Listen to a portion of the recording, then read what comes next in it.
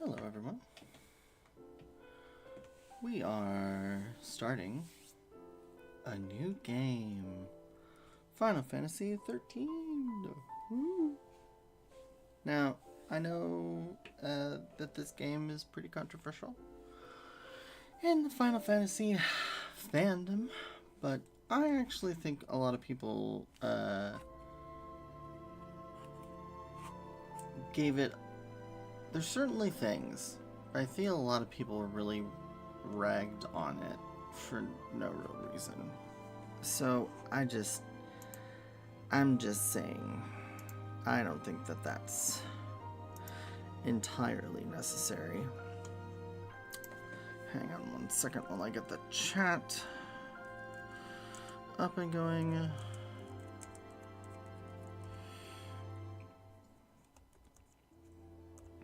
Alright. So, why Final Fantasy XIII? A, I've only ever played it once. And I never platinumed it.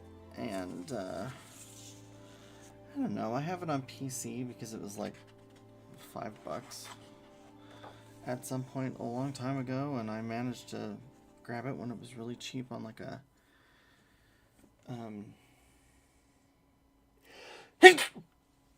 oh my goodness, sorry. On like a Christmas sale or something. Anyway.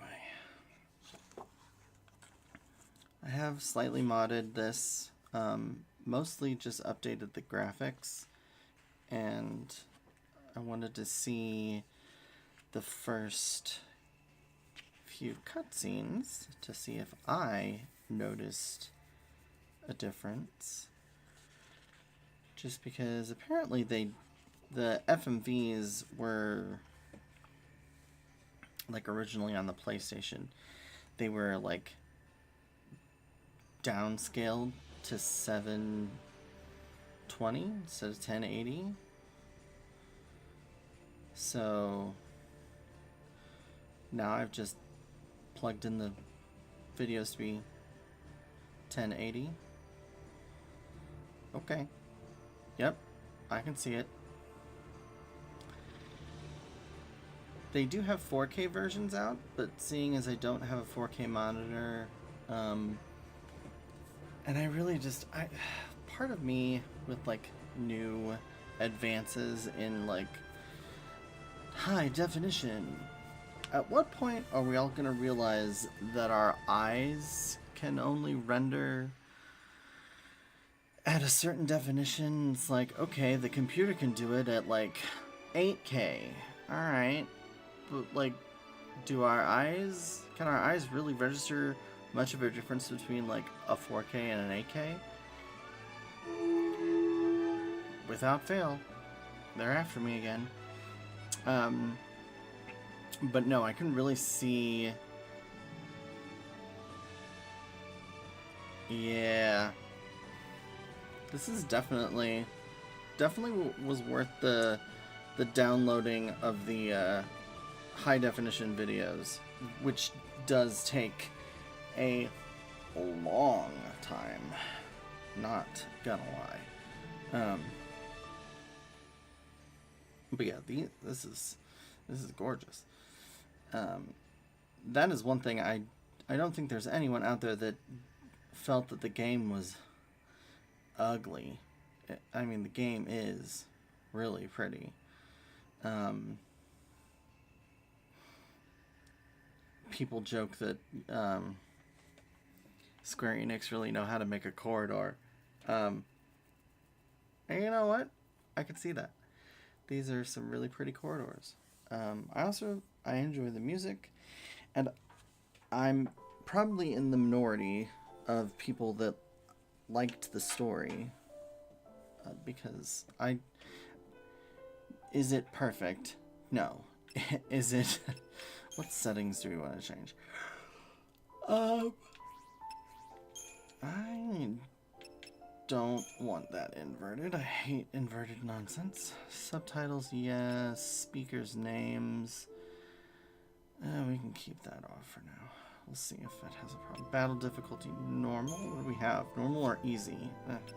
Battle speed, normal or slow. We'll keep it normal. Battle default command is auto. Target selection from list. Via cursor, no, from list is probably better. Battle help messages, we'll keep those on. I'm not playing on the keyboard, so we'll want controller type for the on-screen button explanation.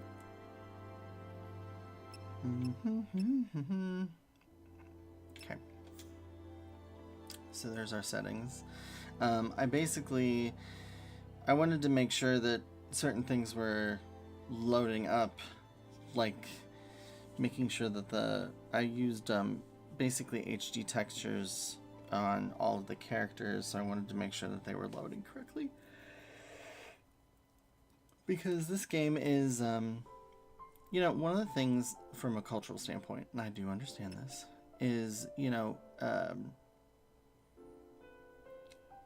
in Japan, for instance, so, you know, when it comes to like Japanese RPGs, they're not easy to mod, and the reason behind that is from a cultural standpoint, the people that made this, they wanted to give you this product, and they don't want you to change it because that's how they wanted to deliver it to you. And I get that, but you know, as games age, especially like certain things, like they don't necessarily fully upgrade. As you know, time goes on, they'll release like an HD remaster or something like that, and just, you know, HD is like, okay, 1080. Well, you could bump that up even more now, and do some other things with it. So yeah.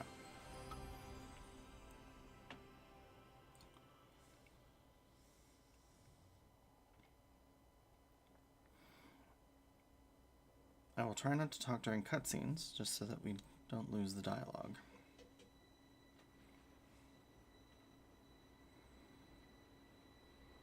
The 13 days after we awoke were the beginning of the end.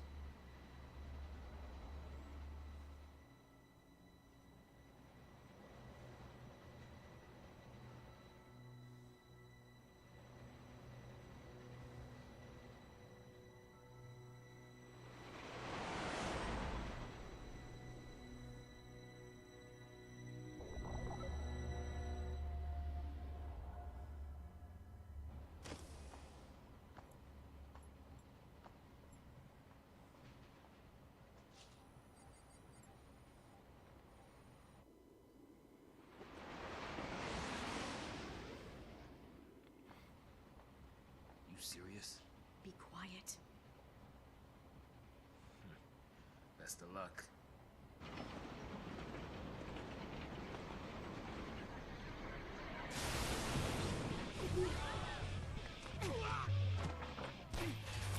She did it! Hands high! Freeze!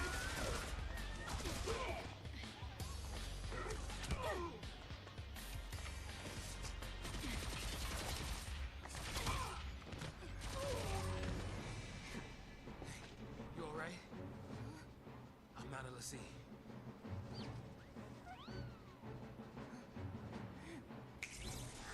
I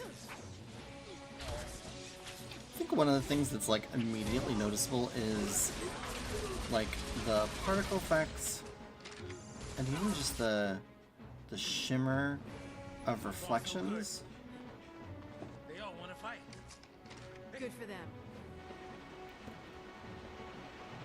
Like, it doesn't look quite as plasticky. Like, there's a little bit more definition to the textures, which I can always appreciate.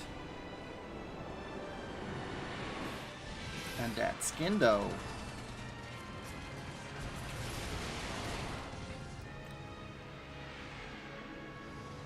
Lightning needs to drop her beauty regimen. Give me that.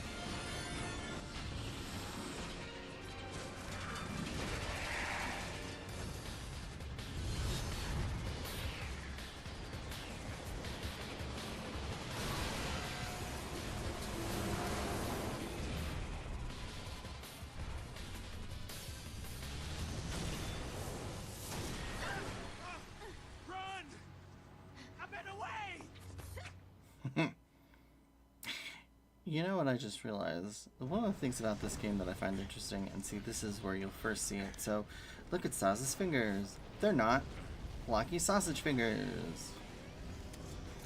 So yeah, the HD textures are working.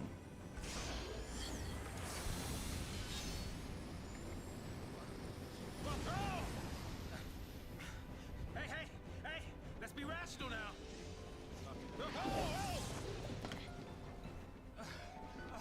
Sending the big guns now. What do we do? Watch and learn.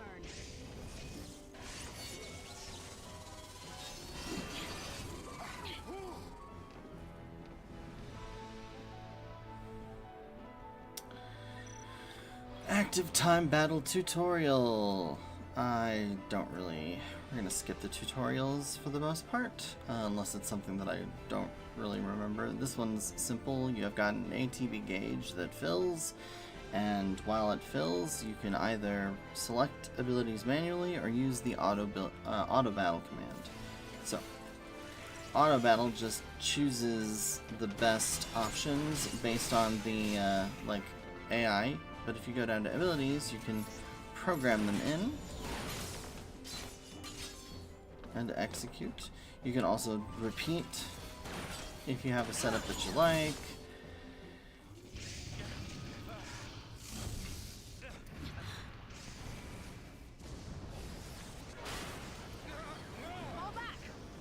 One of the things I find interesting about Final Fantasy is that they've got tons of like iconic monster designs. But I do think this is the first one that kind of turns most of that on their head. And some of the designs actually make their way into other Final Fantasies from here on out, which I thought was interesting.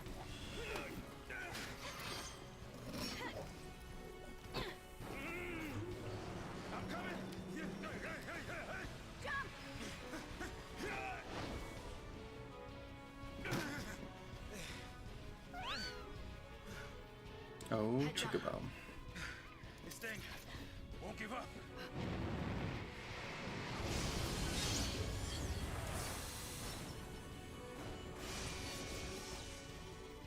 Now in this version of the fight, it has this wave cannon. I would suggest holding off until it lands the thing and then going in. Otherwise it will cancel out your attacks. But again, whether or not you're manually or auto-battling,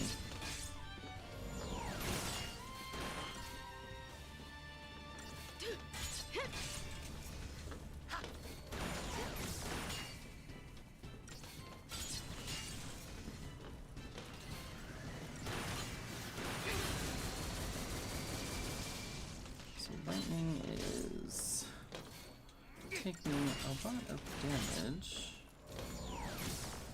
but we'll have it here. Yeah. You do start the game with, I think it's like 10 potions. The rating system here doesn't really matter all that much right now. Neither does the rating, except obviously the more stars, the better your drop rate is. So we got 6 potions after this, so I think that brings our total up to 10 in our inventory.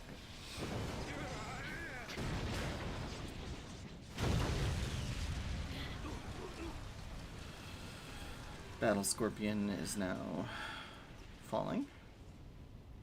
Don't have to deal with him anymore. Oh goodness. Woo. We did it.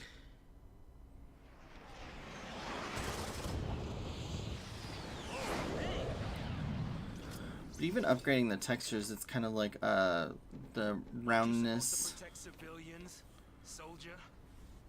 I mean, you are Sanctum, aren't you? Like the edge of the clothes is, What are you it doing gets a trying to little, stop the purge? the seams Why look a don't you little tell me nicer. that? I was a soldier. Well, was a soldier. Hey, where do you think you're going? Man. Chocobo, we just can't catch a break, can we? Yeah, that's a good question. Well, better follow her. I'm getting too old for this. I'm getting too old for this. Catchphrase of the century.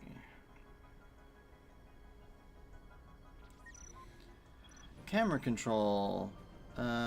Change this control. No. Because I like to be able to just use it, but you can change it. You can also go into the data log. So you possess an advanced digital journal known as a data log that automatically streams information deemed pertinent. Wherever the data log records a new entry, a notice will appear in the upper left corner of the screen. To peruse the entries, yeah. You sure we can get through here?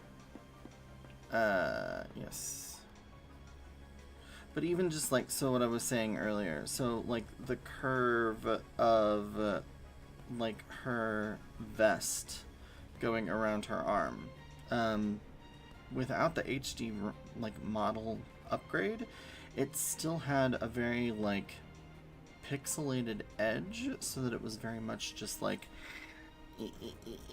very just, you know, old-fashioned, old pixels. So this just did a lot more to fix that, and so she looks crisp and beautiful in an already beautiful game.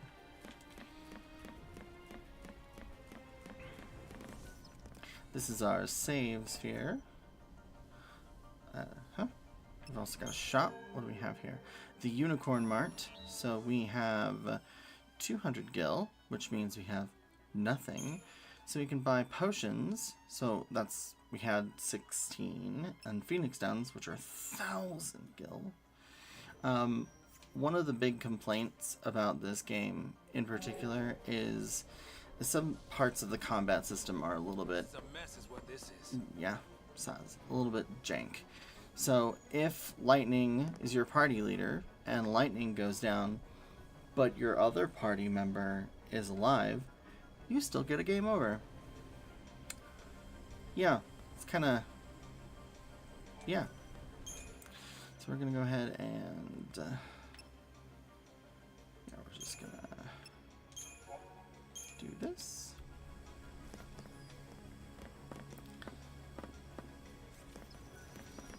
So, the thing that sucks right now is you're not getting anything from these, you're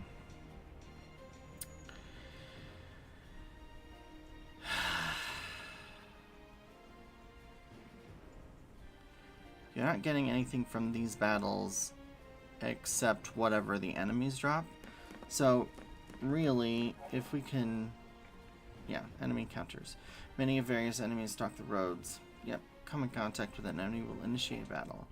If you just keep running, though, you don't have to initiate battle.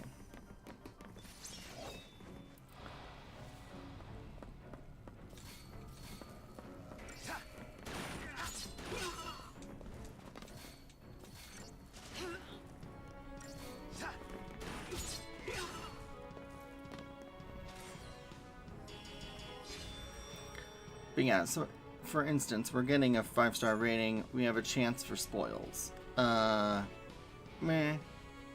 Doesn't fully work necessarily. What do you suppose this is? You know, what are you talking Is the army leaving its toys out now? about? I guess so. But yes, pretty corridors. Well, keep up, Sass.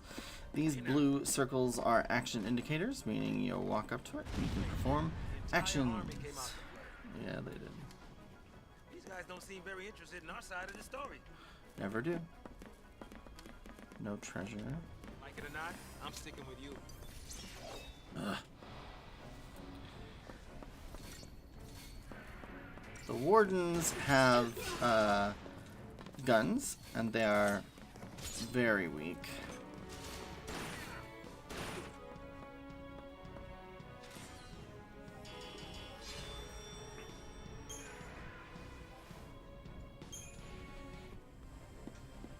What just dropped? There we go. Inventory. Okay, so we got a Phoenix down. So yeah, I've got a survival knife, a Gravcon unit, the data log, and Unicorn Mart. Basically you have the electronic pass in order to access certain retail networks from the save spheres. And the data log is what we're working on. Then we've got that grav unit, which is what she uses when she snaps her fingers.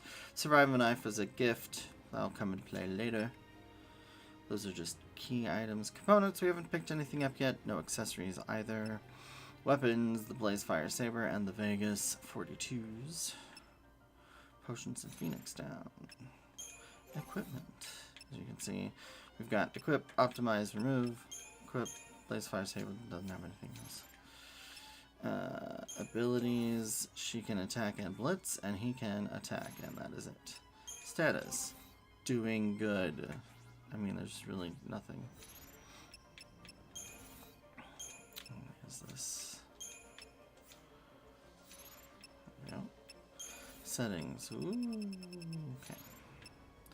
Data log. So we'll come back to that. I might read some of those off as like the end when we start winding down an episode, just to kind of cover some story basis, because one of the big complaints about this game is how linear it is. And again, like it said, you're just walking down corridors. I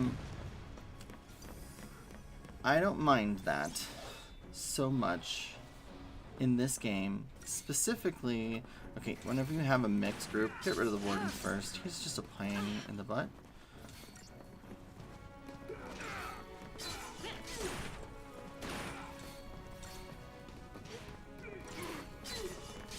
And they'll just sit back and do annoying ranged attacks.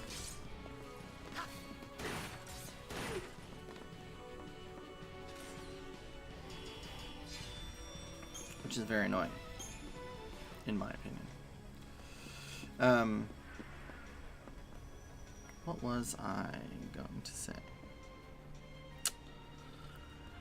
I don't even remember. Brain is not braining. This place is a war zone. Pretty war zone.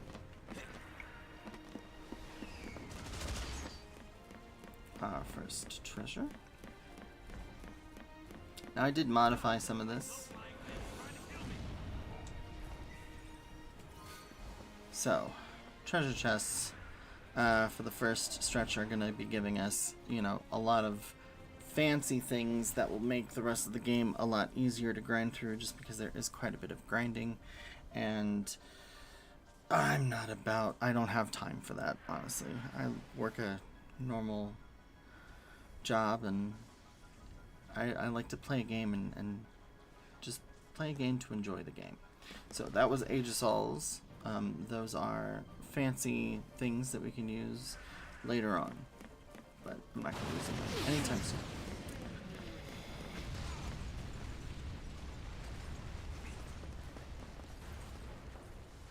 Not wanting to get purged, I get.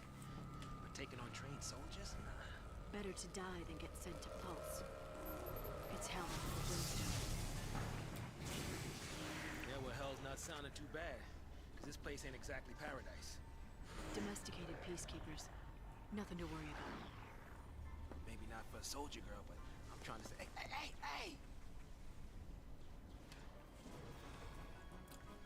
Alright. Guess we, gotta fight again, huh?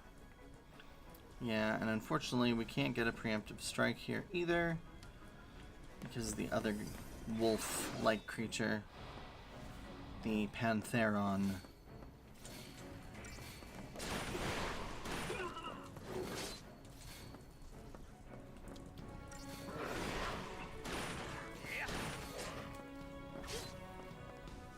luckily for us, these guys are sticking close together. Yeah.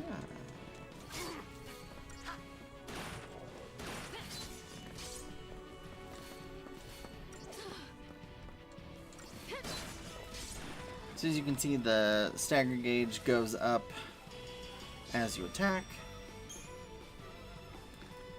chipped fangs are a component. So, nope. If we go back to our inventory, so we have Aegisols. These are used to cast Protect Shell, Veil, and Vigilance at the start of battle. I forget what Veil does. I think Vigilance prevents you from getting interrupted, but I can't remember what Veil does. Anyway, components, however, there's two types. There's organic and inorganic. Let's do this so that we can get rid of that. The fact that these look like fangs or bones kind of on top of them, that means it's an organic component. Inorganic components will have like a bolt next to them. This is used for increasing the level of your accessories and weapons. But we won't be doing too much of that too early on, just because it's not necessary early on. And the components can get quite expensive, so you kind of want to hoard them until towards the end game. And then that lovely whirring noise means there's a treasure chest. Kaiser Knuckles. So these increase our strength massively. That's an accessory. Yeah, strength plus 200. This will make battles a breeze. And considering we don't get anything for doing the battles here, it's kind of nice to just be able to breeze through them. I'm not going to do that. Yeah, you must be real nice from up there. The flyers can be a little bit annoying, so definitely want to go after them. But obviously with our strength at 200%, super easy. Again, hear the whir of a treasure chest. Deceptisols just kind of cloak us. I'm never gonna get that. So Deceptisols just basically cloak you so that it's harder for you to be detected. It's a way to get a preemptive strike. Thing that's nice about that is with a preemptive strike, and yeah, there's nothing over here. No. With preemptive strike, you basically kick the enemies into almost being staggered right away. Behemoth type monster. Oh. Cold-blooded murder. Yeah, glad we weren't down there. We beat that. How do we beat that? You don't. With Kaiser Knuckles, we could do it. Fortisol is going to give us other buffs. So I think Fortisol does haste, bravery, and faith. So bravery increases your strength, faith increases your magic, and haste just increases your speed. Then this is obviously protect and shell. I don't remember what Veil does. I need to look that up. I'm not 100% sure what Veil does. Is it in here somewhere? It should be in here somewhere.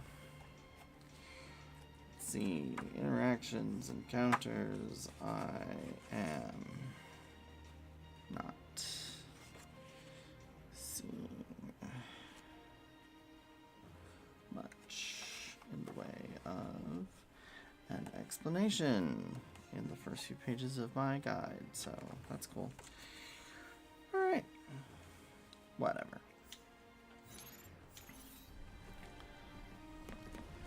Try and make tracks and they'll just pick us off from up above. Probably. Luckily, they can't ever get a sneak attack on us.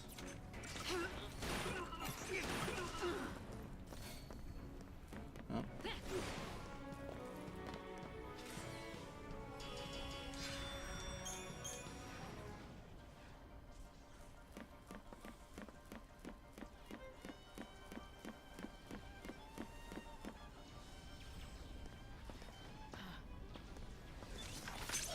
Preemptive strike.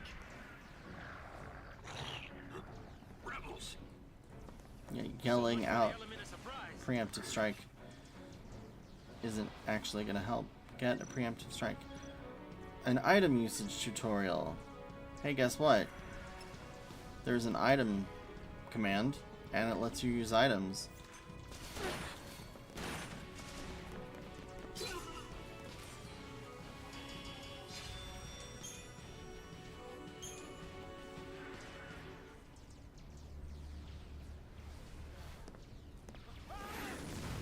Yeah.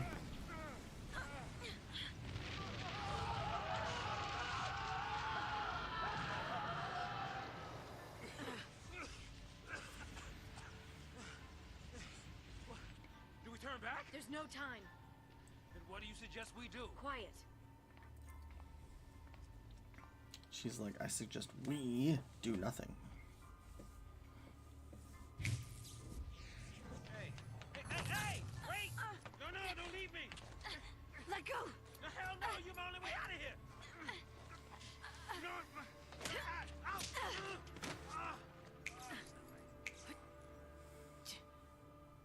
Hey, that might get us across.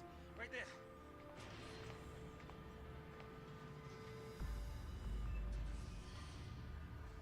Right?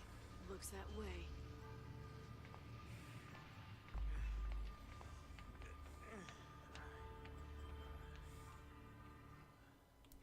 Yeah, lightning is Grumpy McGrumperpants.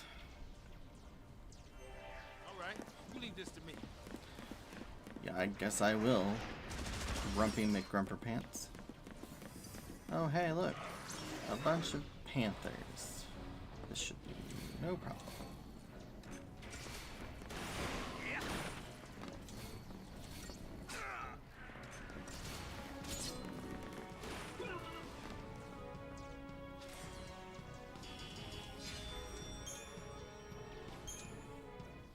Hey, this way.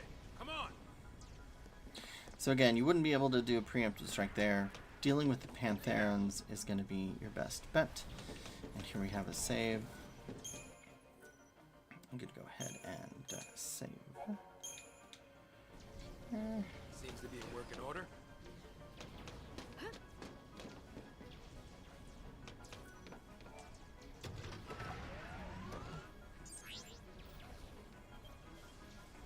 Boop, boop, boop, boop.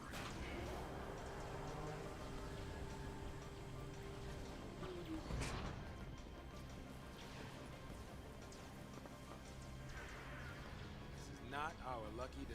No, it is not. So, if you have collected the 4 treasure chests up to this point, it would be a potion, 2 potion, an iron bangle, and 50 gil. Unless you use the same Nexus mod cheaty cheat that I was using. Which I actually don't mind. I think it's definitely not something I would recommend on your first playthrough. Deportees, are we? Weapons down. I'd hate for this to turn ugly. Turn ugly? He wants to kill us without a fight. Time's up! Now this is supposed to be a stagger tutorial, but we're not really gonna... Yeah, attack team tutorial. Skip it. So, the more we hit things, the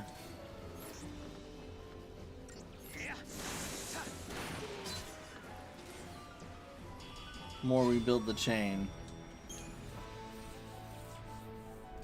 Credit chips are sold for money. All chips will be sold as just money. So, soldier. What's your angle?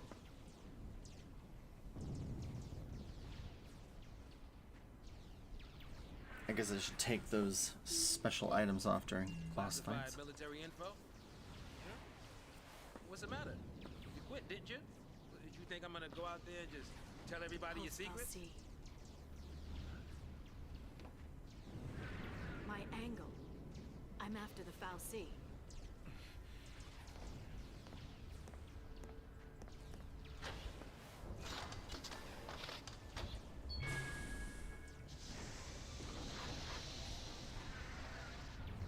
still happy you tagged along.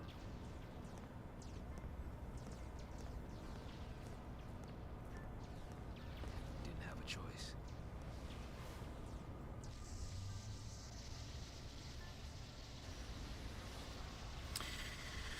So one of the big complaints about this game is the fact that it's very linear.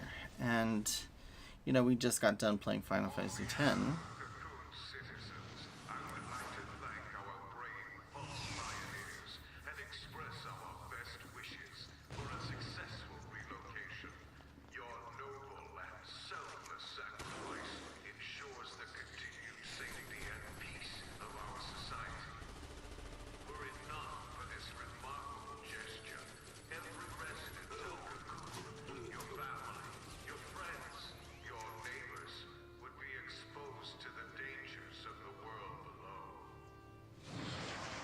By choosing to leave Cocoon and participating in this migration, Migration? More like extermination. Huge. You stay here. So sorry. I didn't mean to. These people need heroes. Here. And you're the best they Keep it get. cool, and they will too. You got it? Got it. What's our motto? The army's no match for Nora. That a boy.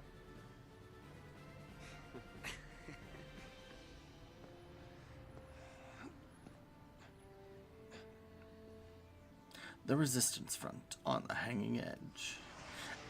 Yeah, so the complaint is that the game is very linear, and they're not wrong. But if you actually look at Final Fantasy X, it is also incredibly linear. I mean, really, the game doesn't open up until the very end, and the same is true of this game. Not much opening until the very end. Here's the thing that I think is probably the biggest difference between these two games. The way the story is told makes a very big difference. So, Final Fantasy X, they tell their story through the actions of the story. Like, the story tells you everything you need to know. This game does not do that. They don't outline the story. Most of everything about the particulars of the story is actually in the data log. So you'll have events which are like current events. The 13 days are what led up to the purge. Then you have all the history and myths, locations, society of Cocoon, various things about like the tutorials, and then beast information. So realistically, you've got all the stuff that made that explains what's going on here, instead of taking the time to write things into how this is going to move along. So it does create, you know, it's not as easy to, yeah, the Magistral Crust increases your magic plus 200. Credit chip. So you can see the Chip Fang and the Wicked Fangs are, again, components that are biological. Credit chips, this says it's just sold for premium, but it has that screw next to it, so it is technically a inorganic component. But yeah, and then we've got potions and Phoenix Downs. But yeah, the data log is just filled with information, but if you don't actively go through it and read it and understand it, they're not... the story just drops you in and expects you to follow along. And if you have questions, to read it in the data log.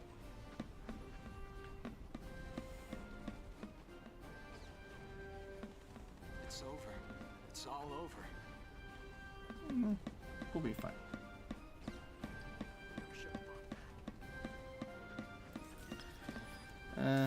Let's go ahead and equip him with one of those Kaiser Knuckles so that we can get through battles a little faster.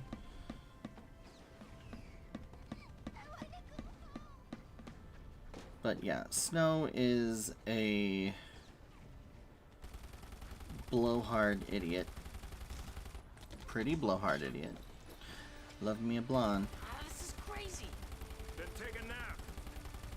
Really? Can I? Sure. And when we're taking a dirt nap, you can save them all. No, that's even worse. No dirt naps today. We're all in this together. Our enemy's the Cocoon Sanctum, the dreaded Psycom, no less. What's the dread? Psycom's nothing but a whole bunch of bluster and bullying. They got nothing on Nora. Well, we are the heroes after all. Let's prove it! Yeah! Well, they got abs and kooky hair. Who's gonna pay for this? So, yeah, that's something. Abs and kooky hair. Anyway. Let's see. There's our start.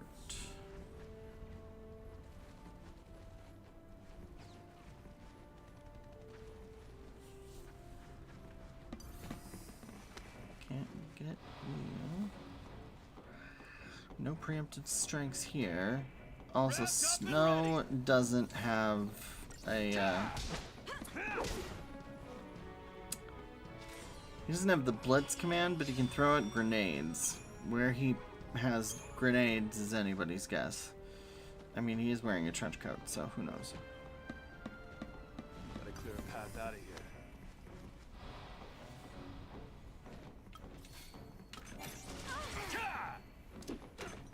You see that?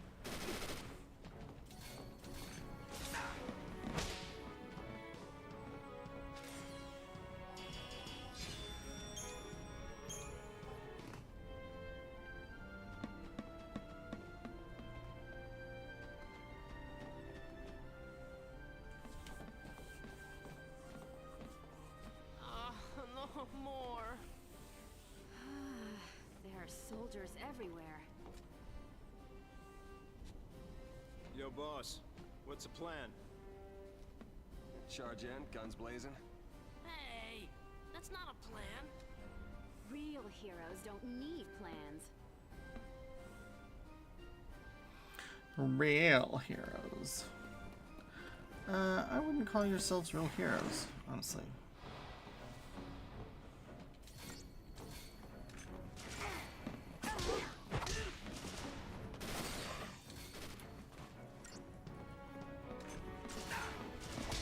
Oh, yeah!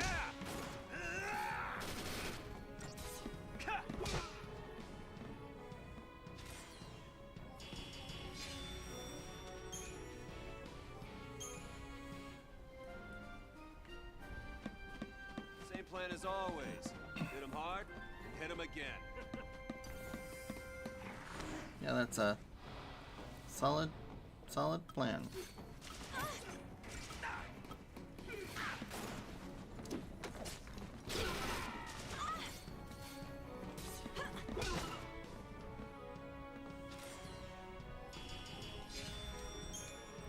Again, for whatever reason, he's not using the hand grenade You're the only option. hope these people have.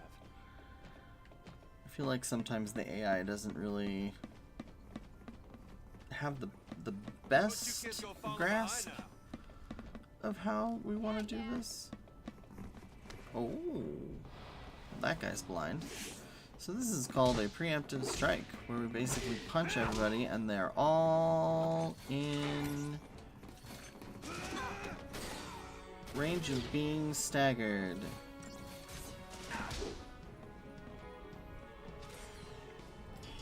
Which is very nice. Especially when we have actual, like, abilities to, you know, string together and drive their stagger gauge up.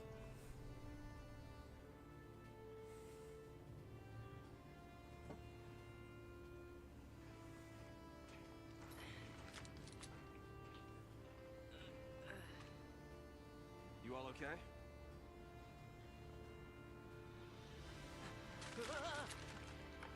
Hey, careful with those. Don't worry.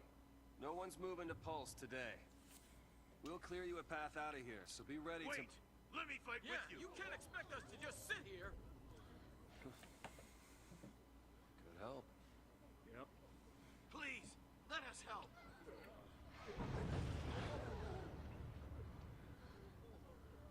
Okay then. Volunteers front and center. Here, take this one. Here you go. And one for you. Count Go me for in. it. Here's yours. Take care now. Mom? Don't worry. Huh?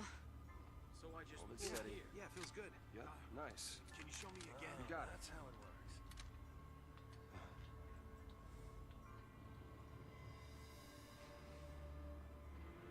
You sure?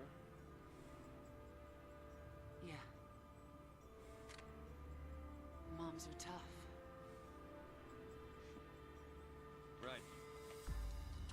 It's the last one, boss. All right, last one. Somebody take it. No, Yeah.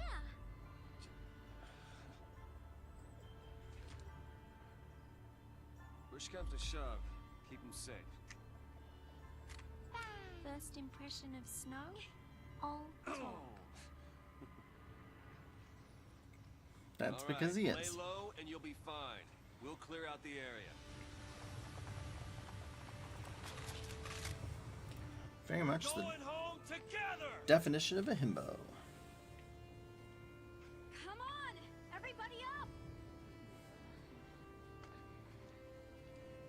Right. New recruits, on me! Come on.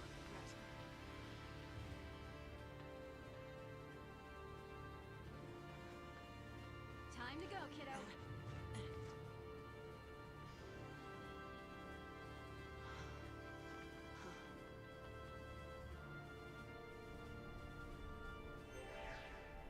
We're not losing to SciComm, you hear me? This'll be a piece of cake. Will it? I It's don't not know over about till that. it's over.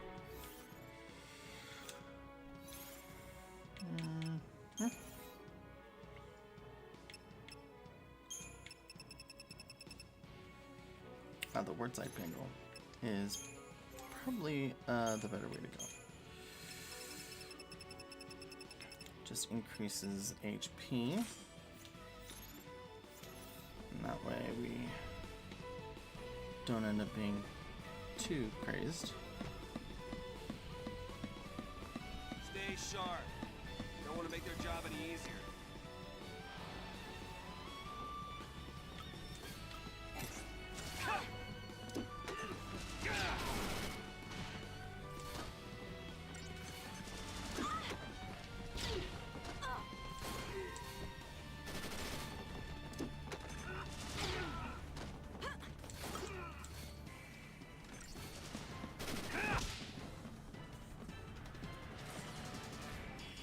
Snow is still strong, super strong character, so.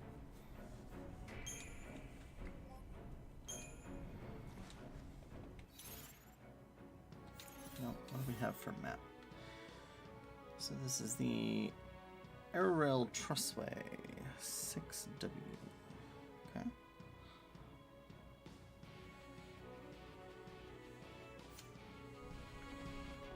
Bro, back us up. Is this the right way? I guess it is.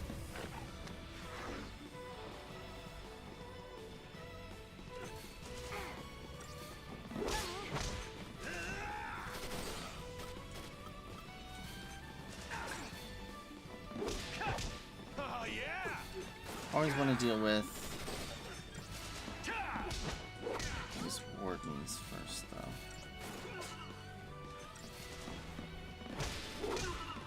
You see that? So as you attack, the stagger gauge increases. Obviously, when we get more abilities, it'll increase further. But yeah, eventually you'll be able to do a lot more damage and ramp up the damage that you're doing. All because... Let's shake things up a little. Yeah. Mobilize beta force! Put down the resistance!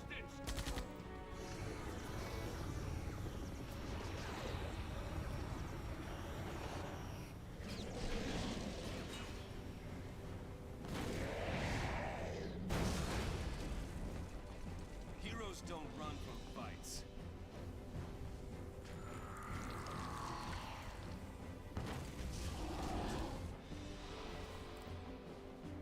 So now we're gonna try and stagger this guy, and obviously we need to watch out for his heave attack.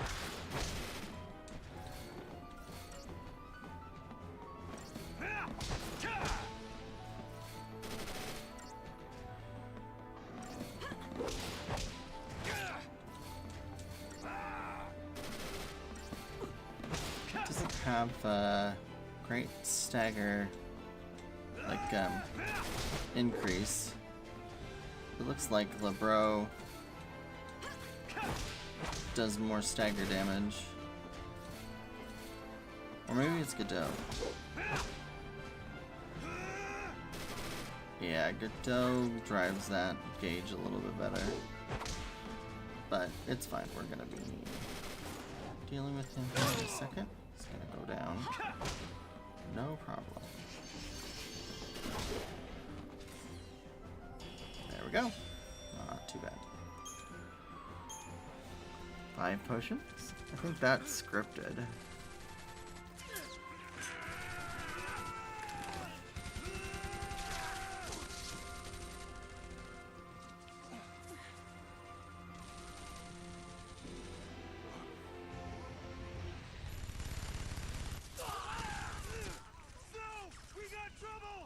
No kidding. Stay down.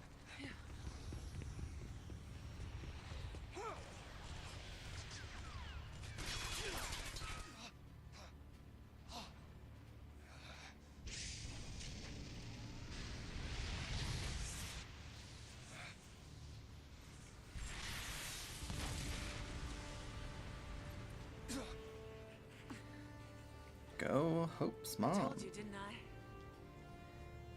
Moms are tough.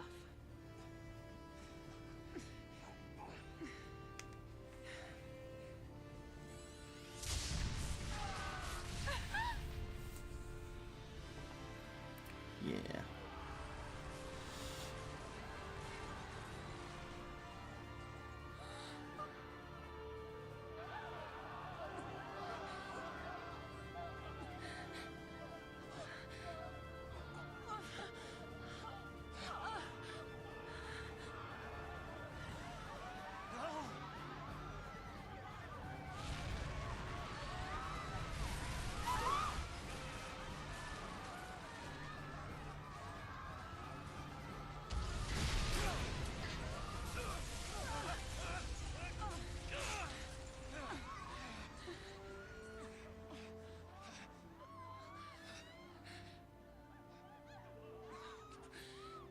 Get him home.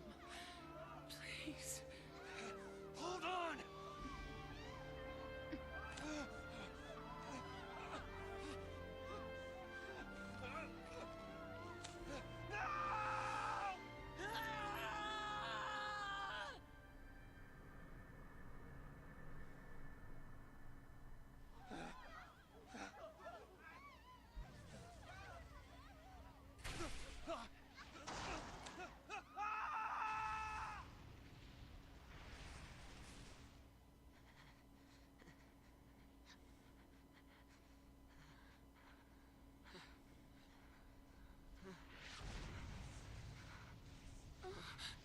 Come on! We have to move!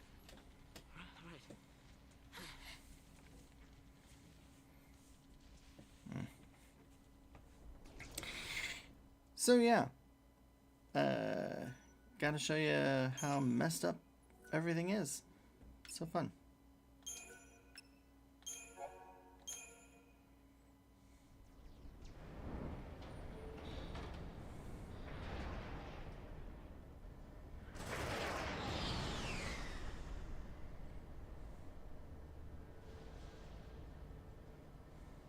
It's an out-and-out massacre. Those people won't even live long enough to die on Pulse. That was the idea. What? Sanctum logic. They conjured up the purge to eliminate a threat.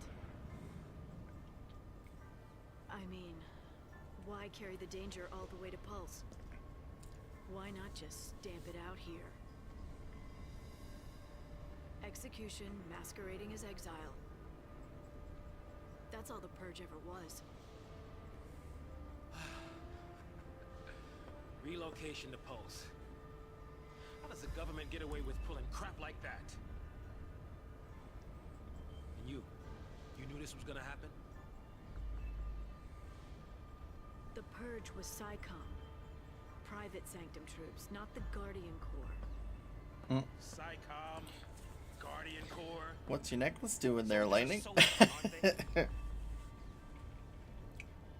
Pulse File C and their lessee are enemies of the state. Tell a soldier to kill an enemy, and you really think it's gonna matter what uniform he's wearing? Might have mattered to that one.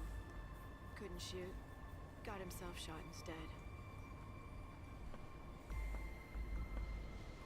How about you? Orders say shoot, you pull the trigger? Fine. Forget I asked. Wait. What?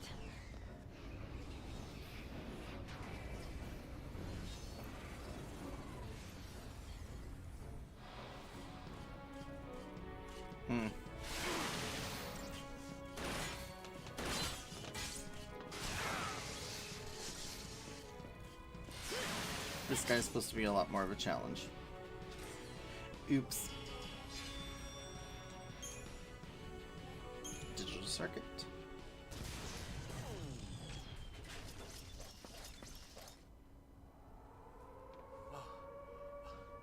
What's that?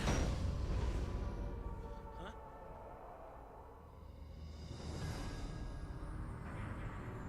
Attention, purge deportees. Attention, purge deportees. Put down your weapons and surrender immediately. Your removal is the will of the people of Cocoon. Should you attempt to flee, the Sanctum will employ every resource necessary to bring you to justice. This land is no longer your home. Cease hostilities and surrender at once. Sarah! How the heck is he still alive? Just what you were looking for. Yeah. Right in there. The Pulse File C.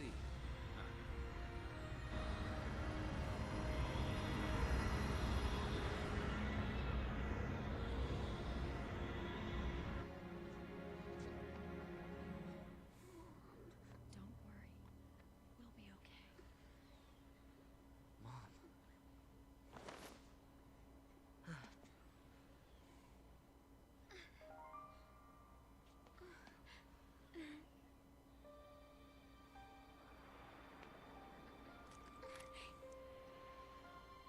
Here.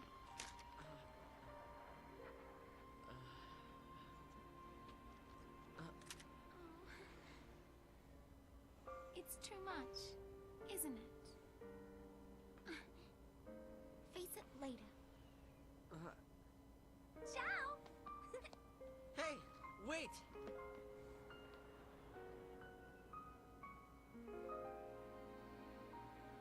You said it made you happy when I smiled, didn't you? But really, I was afraid. I was always afraid.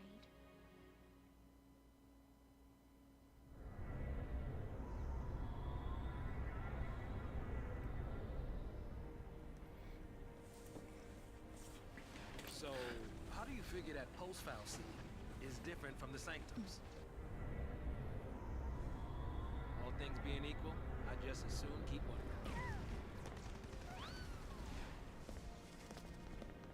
Time to jump. Yeah, I know. Hey! Hey! Hang on! What the? Hey!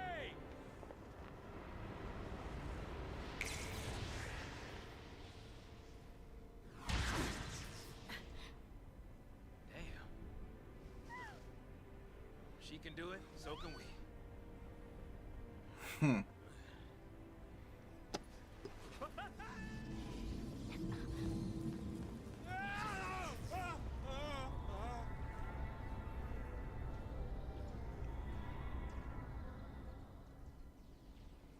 Something tells me that would not go very well.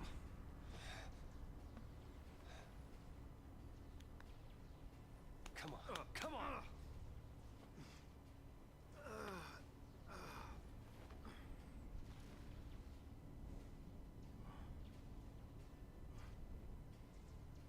What about the others? They didn't die. They couldn't have died. Of course not.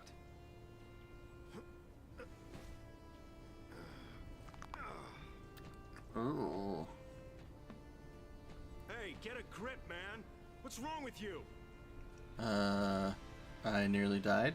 So did you. So did all these people. Get him home. Get who home?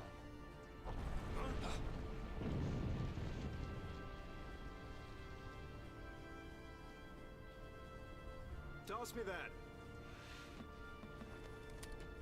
Catch.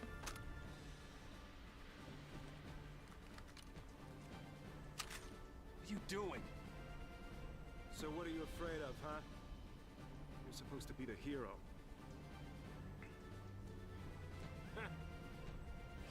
She's waiting there, ain't she? Your lovely bride-to-be? Isn't it about time you picked her up? Yeah.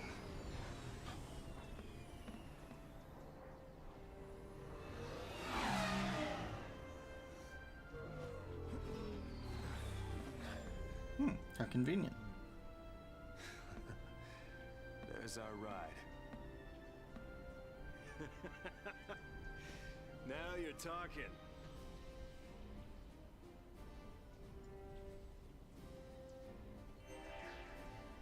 How could they? Because they're terrible people. Stop that sulking and get your game face on! I hope everyone's alright. Standing there ain't gonna stop us. Aurora Scarf. What does that do?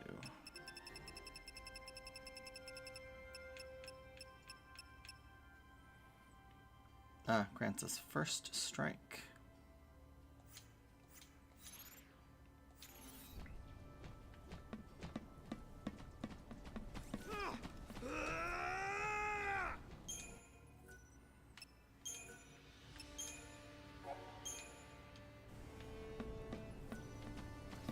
Unfortunately, we are not going to be able to get a preemptive strike here. Mostly because of the stupid, yeah.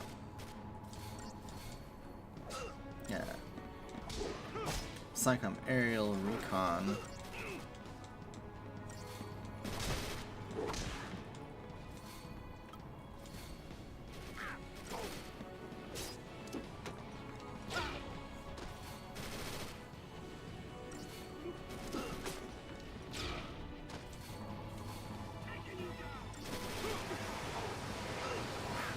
Missile burst is a problem.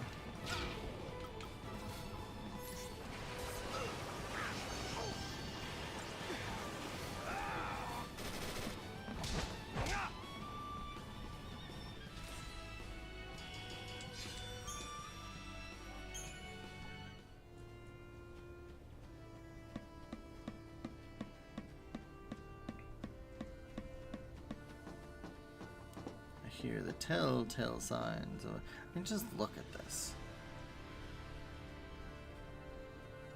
This game is really pretty. But I hear the telltale signs of a treasure chest with some Imperial armlets. These would be 100 gil normally, or these are 100 gil. But this does resist damage by 10%, so it grants us a 10% physical and magical resist. For now, we'll just keep the HP up.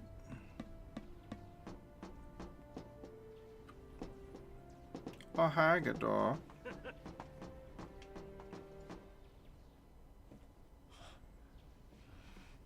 I want every weapon ready to fire. Stay sharp. All right, on my go. Right.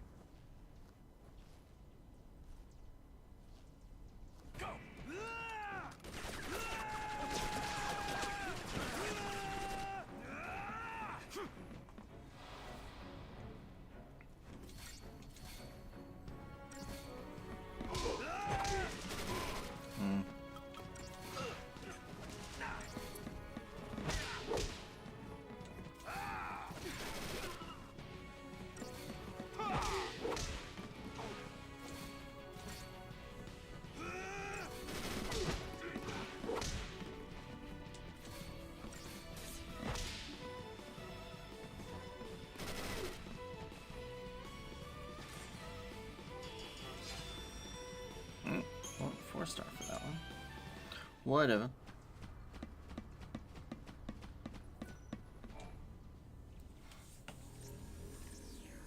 That's a sad sound.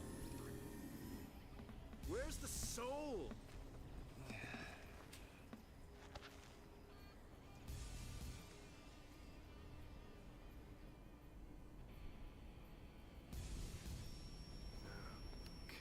Hey, Godot. Yeah? If you don't know who you gotta save, you just protect them all, right?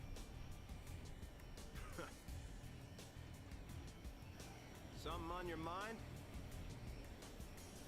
You got plenty of time for thinking on the way, hero.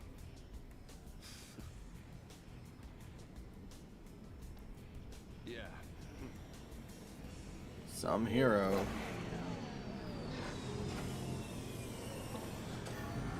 Not that you could have done anything to change that, though.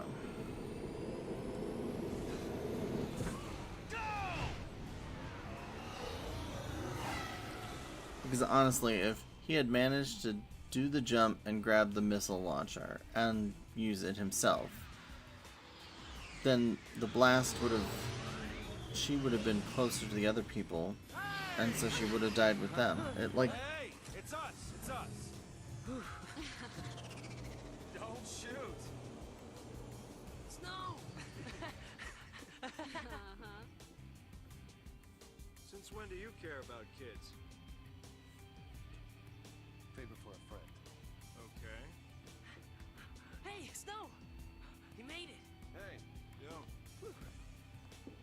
So, Hey. you really managed to use that thing? I think I'm done. You're done when we are. Ow, what's it? That's the one.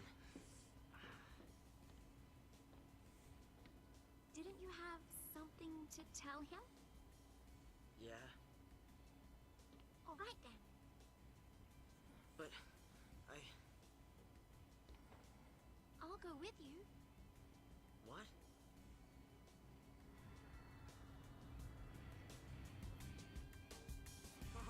You have no idea what it was like. Oh. Everyone safe? The army's no match for Nora.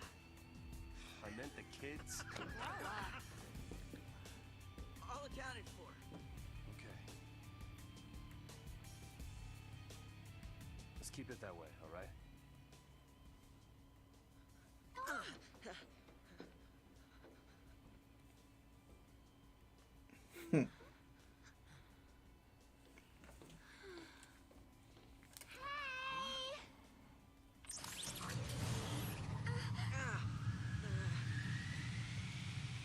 I'll swing by the vestige. Keep the kids out of trouble. You got it. Say hi to the missus for me. You go skirt chasing, I take care of the kids. Some husband. Dinner's on me. Better be home cooking. When's the wedding, lover boy? Well, don't worry. None of you are invited. We're still going. Hey, you serious? What about me? Catch you later.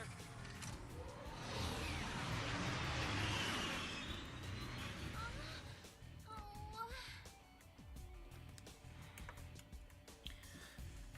Snow is a goober. I mean, that's all there is to it. He's just, hello, I am a goober. I don't think Stop running around, kid. I'll run around as I like. Psychom's nothing. Where are you? Please, everybody keep calm. Yeah, there aren't any other No one's getting purged. treasure chests. Where are you? Stay with your family. I don't have any family. This to Nora. Bring me every round you can carry. Get you all someplace.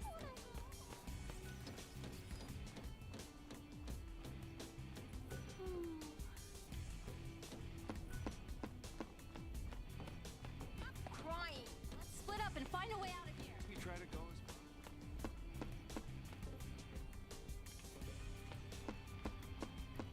So yeah, we try to nothing. go as far. Stay focused or we're done for. Stop crying. All we can do is progress the story.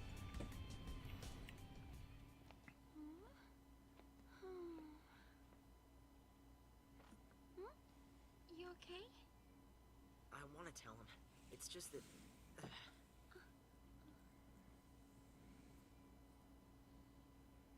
Say, you know how to fly this? Yeah, I think so. All right. In you go. That way.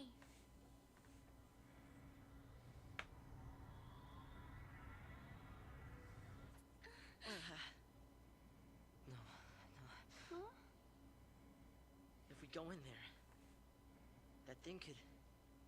It could make us l'Cie. This is. I don't think I can. You can do it. What are you two doing? Here we go!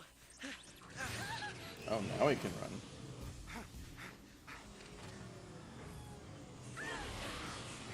Uh-oh.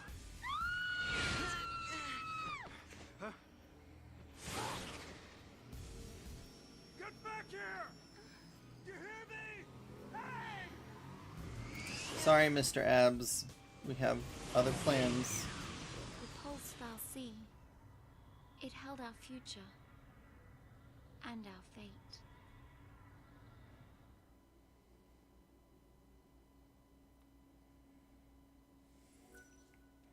And that is the end of chapter 1. So you will get a trophy for finishing the chapter.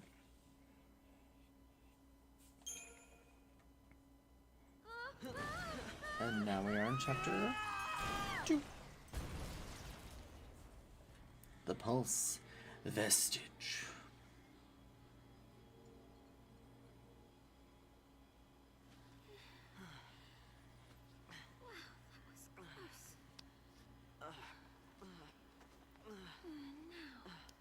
Where is the...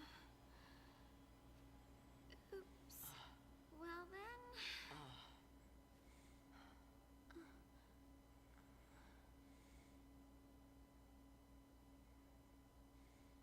Guess it's just us. What did you expect?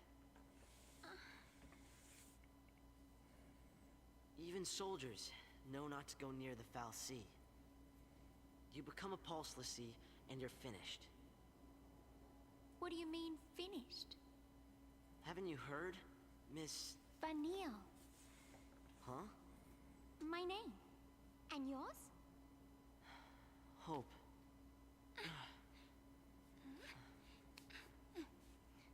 Thank you. What were we thinking? Well, since we're here, let's look around.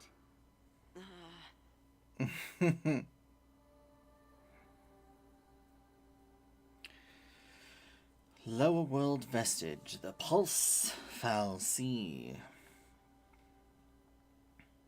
Oh, check this out. Hey! Vanille, where are you?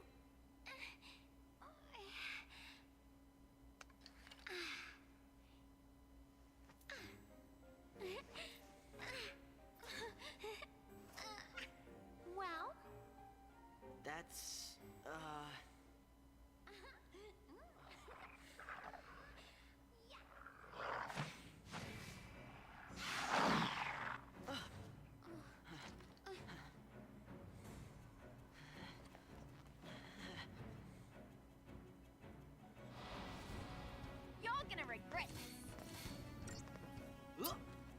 So yeah. Neil fights with a whip thing. Whip wand, wand to whip, wind to the whips. And Hope fights with a boomerang, because that's a legitimate weapon. We get access to B&W Outfitters. We get a chipped fang for that. Okay, back to exploring.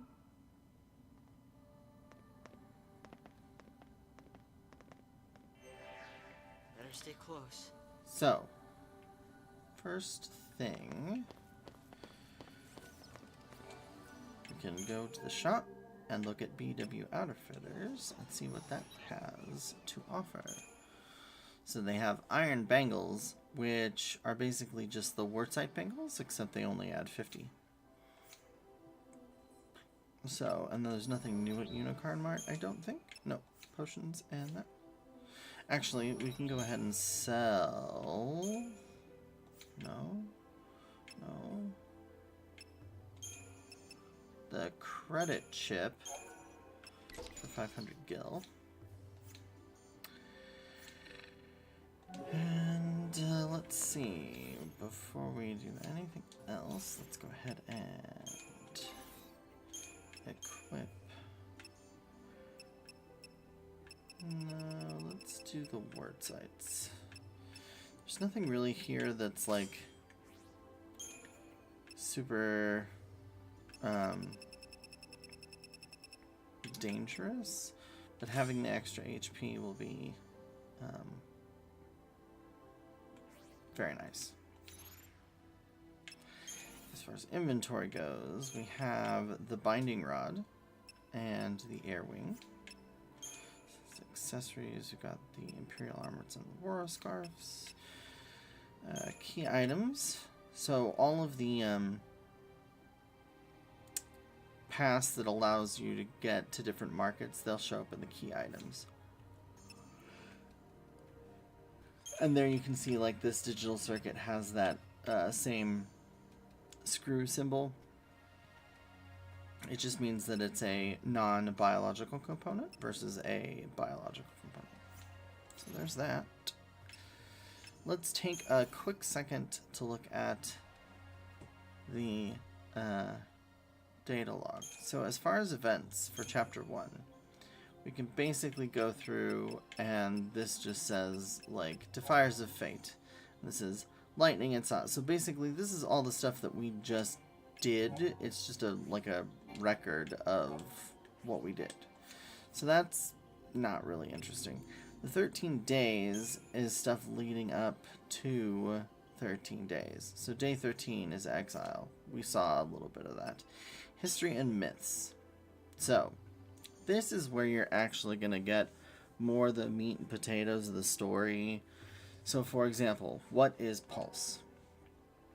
Resting in Cocoon Shadow, the sprawling and enigmatic lower world of Pulse is home to a multitude of terrors. The land is commonly believed to be inhospitable to human life, and a strict ban on interworld travel forbids citizens of Cocoon from venturing there to challenge this hypothesis. Not even members of the Sanctum's upper echelon can claim to have seen the surface with their own eyes. But the attempted invasion by the world's savage armies several centuries ago is well documented. Widespread fear of a repeated assault persists among the populace even today, with colloquial references often likening the world to a manner of living hell. The Pulse Fal'Cie. Fal'Cie are an existence beyond human comprehension, possessed of incredible magic power. The ones responsible for Cocoon's construction are protectors of humanity, but there are others of their kind as well, the Fal'Cie who dwell on Pulse and name themselves enemies of Cocoon. Humans who encounter Pulse Fal'Cie are cursed, being turned to l'Cie and ordered to destroy Cocoon. It is for this reason that most ordinary citizens support the Purge. Anyone who may have come into contact with one of these Fal'Cie represents a dire threat. Pulse L'Cie. The beings known as fal'Cie possess the power to enthrall unwilling human instruments, compelling the victims to serve their will. These individuals, known as L'Cie, are marked with an indelible brand. They gain the gift of magic, but also bear the burden of completing a task known as a focus for their fal'Cie master. Pulse L'Cie, tools of fal'Cie from the world below, are considered dangerous enemies of Cocoon society, as there exists no means of removing the L'Cie brand and the curse thereby imposed. Pulse L'Cie are hunted relentlessly. So this starts to give you a better idea of what the world is like. Essentially, Cocoon is a place of its own, ruled by the Sanctum. And their enemy is Pulse. And anything from Pulse is considered bad. Locales. Cocoon. From their lofty seat, the world of Cocoon has long enjoyed tranquility. The interior of her spherical shell supports several sprawling cities and a population numbering in the tens of millions. Although a variety of dangerous beasts prowl the wilds, advanced technology and the protection of the world's fal'Cie keepers ensures residents a peaceful and prosperous existence. Travel to the lower world of Pulse is forbidden, but given their deep-seated cultural feelings of the place, Cocoon citizens would not even think to venture beyond the paradise they know. The Hanging Edge. A relic of days before the War of Transgression, the Hanging Edge is located near Cocoon's outer rim. The area was once a thriving urban center, but residents were forced to abandon the location when an attack by Pulsian forces cracked Cocoon's shell during the conflict several centuries past. It was since designated as a restricted zone, with civilian access prohibited, soon becoming nothing more than a name on the local maps. And Pulse vestiges. The fal'Cie sculpted Cocoon in antiquity, using resources harvested from the world below. When Cocoon's shell was fractured in the war, they repaired it with raw materials, again gathered from Pulse, buildings chief among them. Remnants of these structures, termed vestiges, can still be found throughout Cocoon today. The centuries-old vestige outside of Bodum was believed to be nothing more than a harmless curiosity. The discovery of a Pulse fal'Cie inside its walls proved this false, however, leading to the detainment and subsequent purging of countless citizens whose only crime was being in the wrong place at the wrong time. Cocoon Society. The Sanctum. Cocoon's central government, the Sanctum, holds supreme executive, legislative, and judicial power. It also maintains directive authority over the military.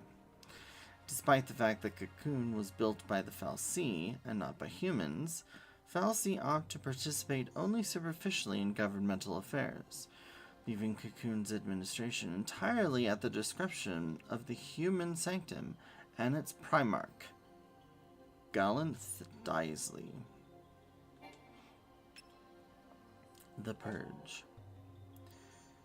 To the millions who call Cocoon home, the lower world of Pulse represents a constant source of fear. Suspected association with Pulse means stigmatization, as an enemy of the state and all mankind, even for born and raised citizens of Cocoon. The recent discovery of a fal'Cie from Pulse near the city of Bodum caused widespread civil unrest. After placing the city's entire population under quarantine, due to the possibility of contamination, the Sanctum then announced its intent to forcibly relocate the affected to Pulse in an emergency measure, dubbed by authorities as the Purge. SciComm. The Sanctum military is comprised of two main branches: the Guardian Corps, responsible for maintaining security in various jurisdictions throughout Cocoon, and SciComm, Public Security and Intelligence Command. SciComm is an elite special operations unit charged with protecting Coon from Pulsian incursion. In contrast to the lightly armed Guardian Corps, SciComm employs an array of advanced heavy weaponry and cruiser-class airships. As SciComm bears responsibility for any and all threats of Pulse origin, it was SciComm who conducted the purge. Bioweapons. The Sanctum has developed a vast arsenal of weaponry to defend against the constant threat of Pulse, and these living weapons are one of the many fruits of its research has borne. Ordinary Cocoon wildlife transformed into efficient killing machinery through selective breeding, intense training, and physical augmentation. Bioweapons retain all the raw power and feral fury of their natural counterparts while obeying the commands of their handlers with unwavering loyalty. AMP technology. Antimatter manipulation principle, AMP, forms the foundation for a variety of technological wonders, enabling phenomena ranging from phase-space interference to the manipulation of gravitational force. Humans ordinarily lack the means to wield magic, but through the use of mana drives, another product of the principle, it is possible to synthesize its effects. NORA.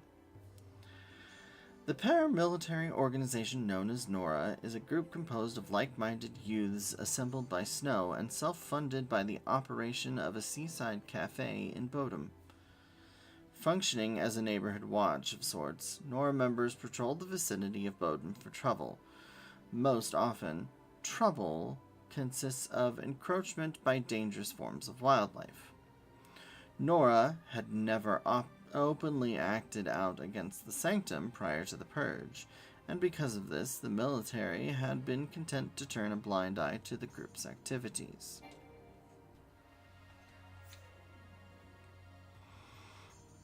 So yeah, I'll go through other things as they become more relevant. I don't really think I'm going to go over the events part.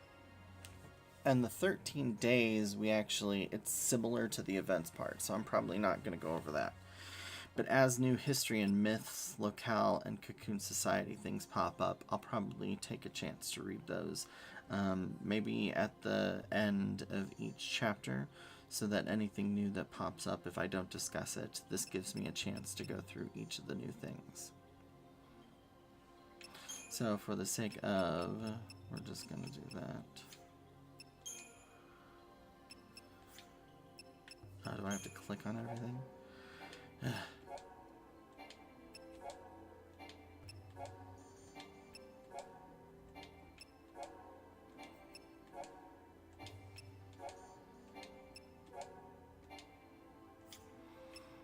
Yes, you can skip the cutscenes. Not that you would ever want to. Unless you are like some of my friends that don't care about,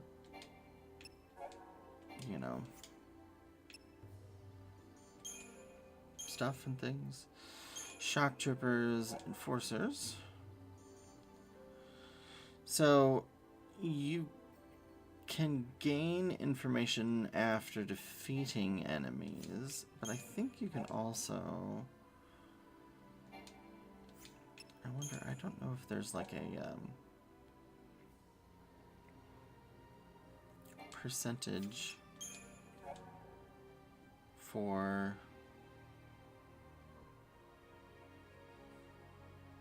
some of these things, like over here you have vulnerabilities. It looks like physical damage is halved.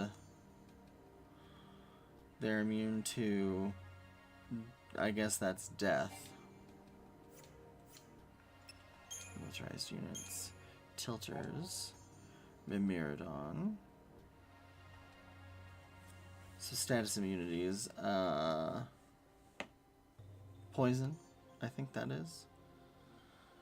They don't have a rare drop, or we haven't gotten the rare drop yet, so we can't say for sure. Razor Claws, Pantheron, Chip Fang, Wicked Fang. They're weak to fire and ice.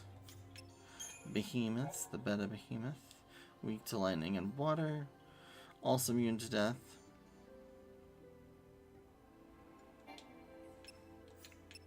Annihilators. The Manasvin Warmech, weak to thunder and water. Makes sense.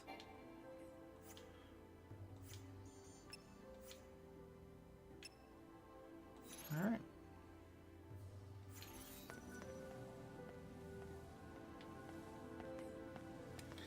Let's see, it's 9:14. We can go through a little bit more, it looks like. I think, yeah. Let's grab this treasure chest down here.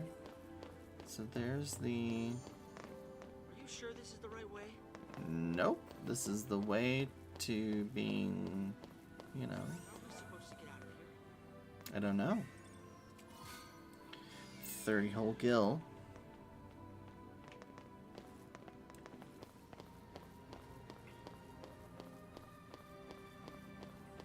There's a treasure chest up there.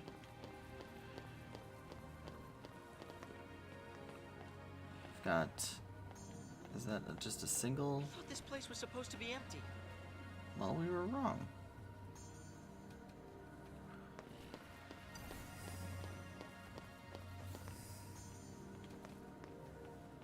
Now these guys...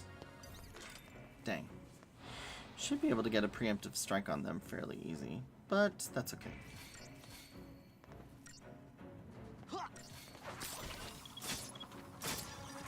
They have very low HP, so... no problem there. Thickened hide and torn leather. Please don't go looking for trouble. I never go looking for trouble. It just, you know, happens.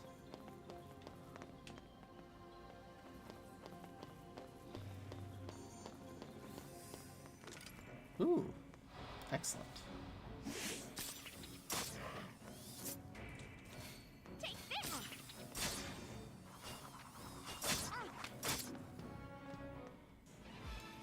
Permanent strikes are the way to go. This is also a really good place. As you can see, we got a Fortisol. Fortisols and Deceptisols drop at extremely high rates in this area of the game for some reason. So if you are not playing with any kind of mod, or if you're playing on like the PlayStation, the original PlayStation's version, I would say spend some time here grinding. The enemies respawn really easily, and so it'd be a good idea to grab, I'd say if you could get like a stockpile of 10, that would be fantastic.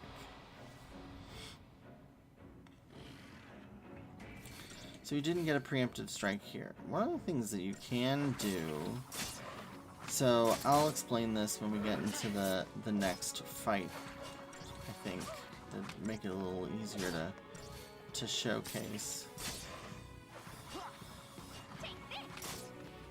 But when you first run up to an enemy, or when you enter an enemy's, like, perception zone, I guess, is what you'd call it.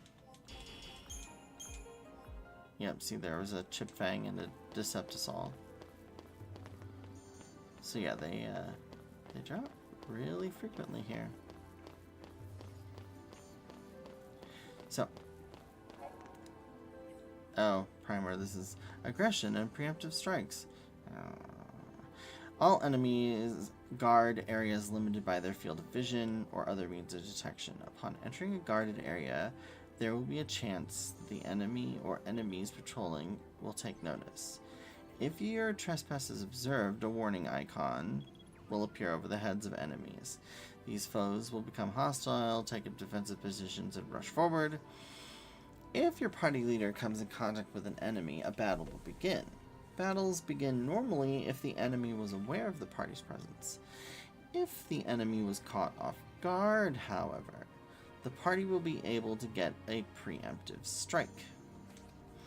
Certain enemies, like Zwerg Scandroids, have extremely narrow fields of vision and can easily be approached unnoticed. It is always advantageous to do so if possible, as initiating a preemptive strike forces enemies to enter battle with their chain gauges near the staggering threshold. So now, It's his. yeah, okay. I forget. So you can see the mini map has like a reddish glow now. That means we're in a danger zone. But the question is, I don't remember who. Yeah, not going after you. I think we have to go at it from the other side. But that's okay.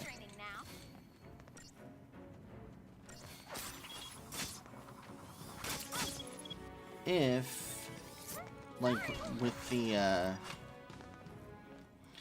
Pantherons, if you get in their zone, they notice you, you could always try to leave the zone.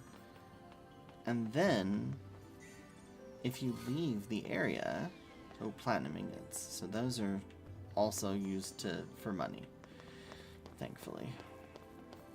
So yeah, so that's Snow's bike. And we can just go around. So you can see now these guys are clearly gonna come after us. Like, we don't have much of a choice. But if you manage to get away and kind of run, well, this will trigger a cutscene. Aren't you scared? Not so much. You really don't get it. Pulse Falsey and Lassie are bad news. That's why Cocoon kicked them out. Live too close to the Falsey, one-way ticket to Pulse. That's the purge in a nutshell. If they catch us here, they'll purge us too. And What's then... your problem? What's my... Pulse is hell on Earth.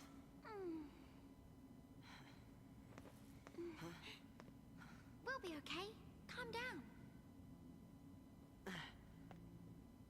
Get off me. Sarah? Huh? Can you hear me? Where are you?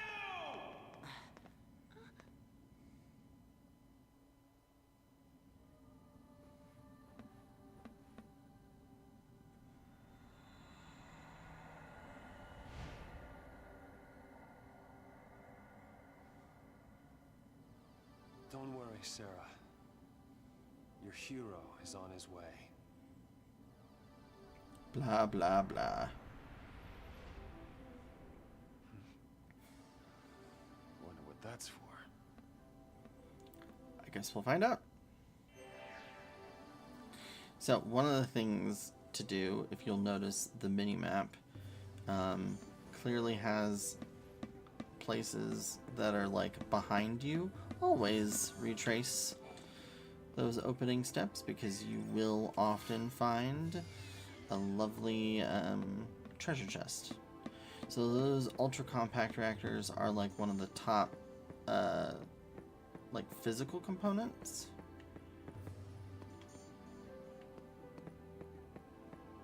What am I talking about? Not physical components.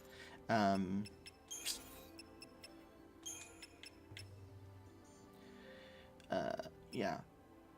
So here we have like chip fang, thickened leather, torn leather. These are all biological components. These are mechanical components. You can increase the amount of a like experience stacker by using biological components, and then you use these mechanical components, which you don't need as much of. They give a lot more experience, and then they deplete the bonus that you get from using the biological components. It's a little confusing, but it's not that bad. It's really not that bad. We'll get there. You'll get there. Sprint shoes, cast haste at the start of battle. That could be nice. It could be very nice. I don't think there's anything in... Like, I don't even think there are battles in this area for Snow to fight. Oh, no, I lied. There's Pantherons. Okay. Are there treasure chests? Any more treasures? I don't think so. No more treasures. So we've got this guy that is definitely going to charge us.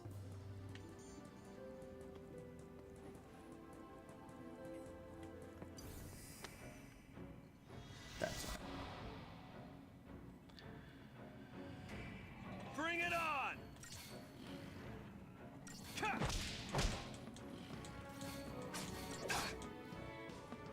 How about this?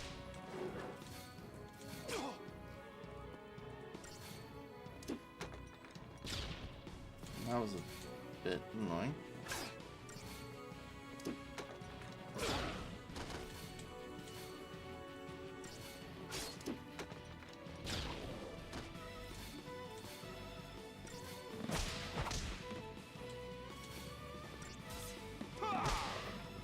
I thought that would be enough. You can always, so notice how I was essentially like stopping mid thing. If you hit the like triangle button on PlayStation controller or Y on an Xbox controller, you can like stop the ATB gauge and just use however many slots are open to keep moving along, so that you don't have to wait for all of them to fill up. So if you think you're gonna be able to do a single attack that'll, you know, knock the bad guy out with just one, you could cancel filling up two and just activate the one. Just hold on, Sarah. That didn't make much sense. I'll explain it a little better when we're in battle next time. Ooh,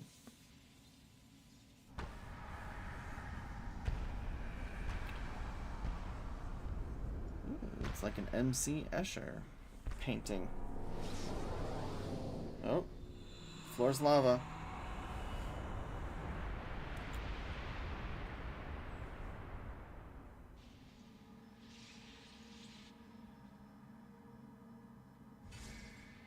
You've got laser beams. Are they good laser beams or bad laser beams?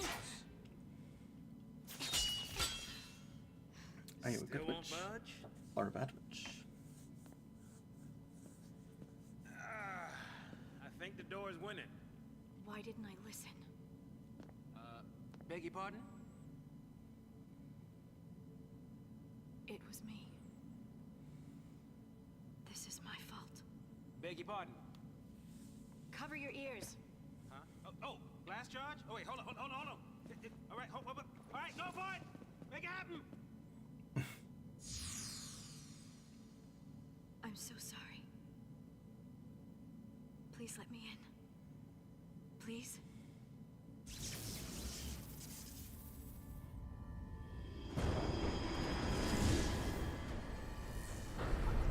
Hey. What? How'd you open it? I said please. The universal password. After you. Oh. That was my ankle.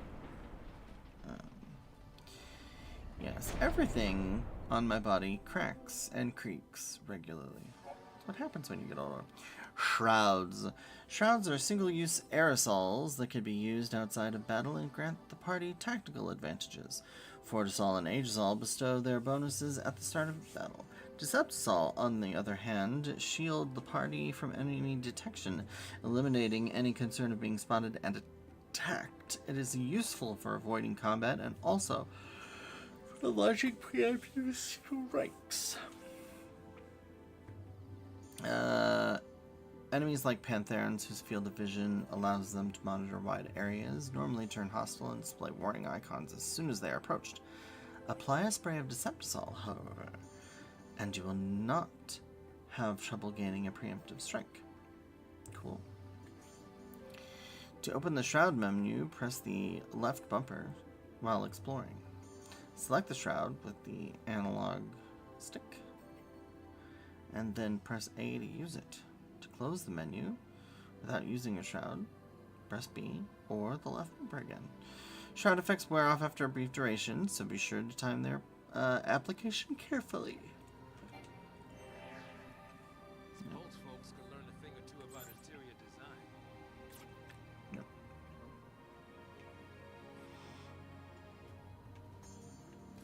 Need a breather? Nope. There you go. Jumping off on your own again. So if they try to come at... Don't scare easy, do you? Don't suppose a certain soldier feels like taking care of all the fighting? Really? Dang it. Sometimes you can get them to back away, and then when they turn around, it's like, haha! Oh, I have the super... I haven't changed their equipment, so they're still rocking the powerful. I don't want to do that, so we're going to equip the Quartzite Bangle.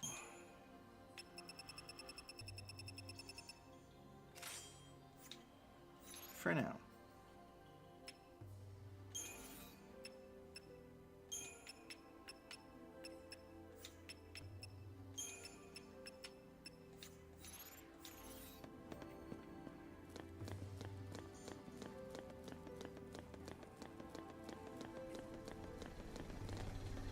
Oh boy. Okay. To go picking fights, right? So we've got some Zwerg scan droids and a treasure chest over there, as well as these Pantherons. I think if we run over here, though. These things some kind of welcoming present from that first recon team they sent in? Probably.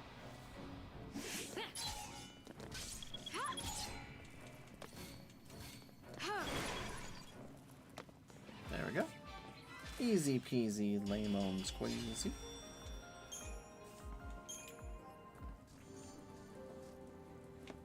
There's that mirror gone. Now, can we... Yeah! See, sometimes if you can get around them, and they go back into, like, you know, ready mode, then you should be able to attack them without much problem. The initial stagger, though, just so you're aware, when you do a preemptive psych and get a stagger like that, that stagger does not last as long as if you actually trigger a stagger normally. So, just so that you are aware of that. And then if we go over here, what do we got here?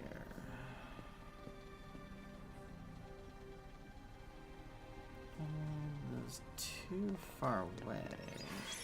Nope, should be good. Thought that one looking directly at us might be a problem, but nope.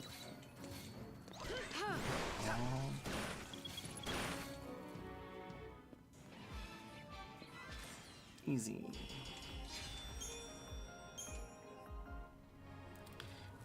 They were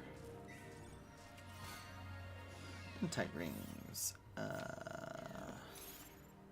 What do those do?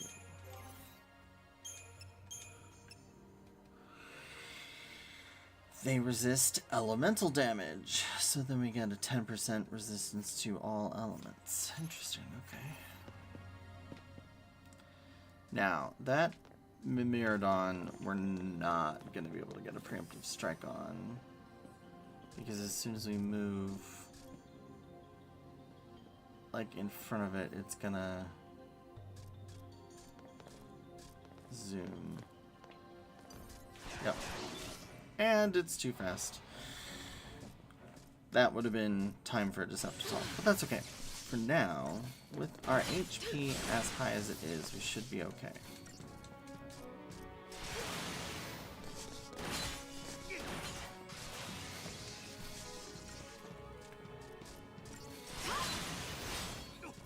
Now, without the added HP, you'll need to be very careful. It does seem to preferentially target Saz, so just so long as you throw a potion out, once he gets to like under 50 HP, you should be okay, because each of its attacks are only going to do like 30 to 40, 50-ish at the most HP damage, so as long as you smack him good enough, it'll be fine. And then up here we've got more panthers. Oh, and Zwerg.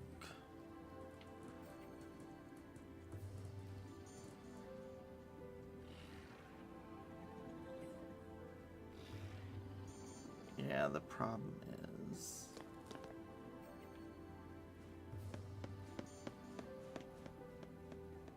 you're gonna move now that Saz moved? No. Maybe.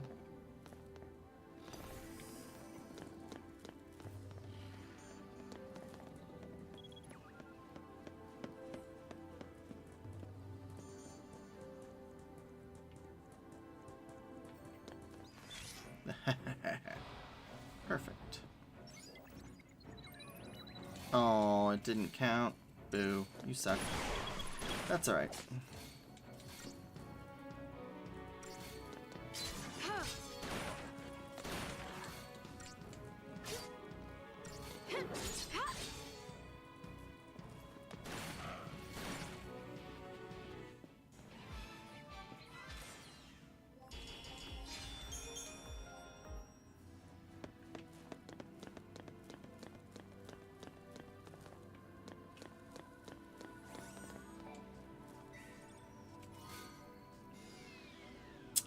Now that should be the Gladius if you are playing normally, but we got Genji gloves. I believe those are...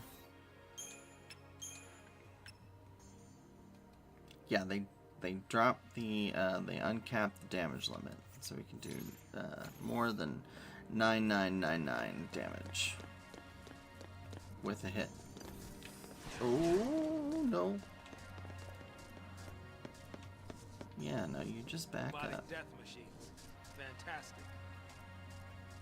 Okay, Miradon is turning around. You know what?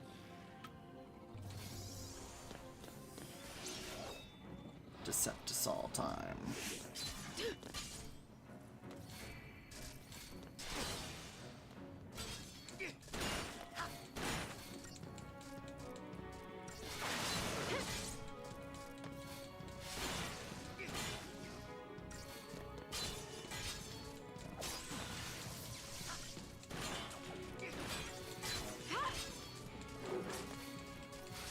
You can see that we should be able to kill him.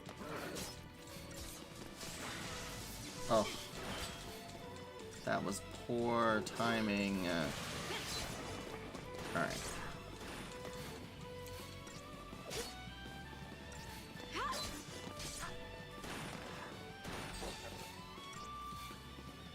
See how slow this stagger gauge is going down, though? Much slower when you initiate the stagger versus a preemptive strike. But that is okay. We wanted that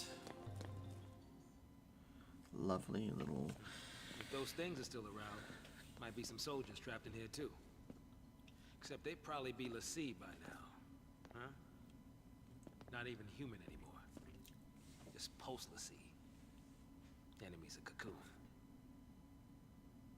Can't show him any mercy.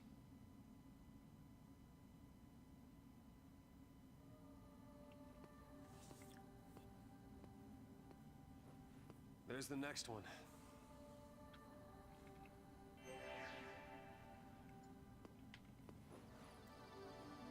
I think there's...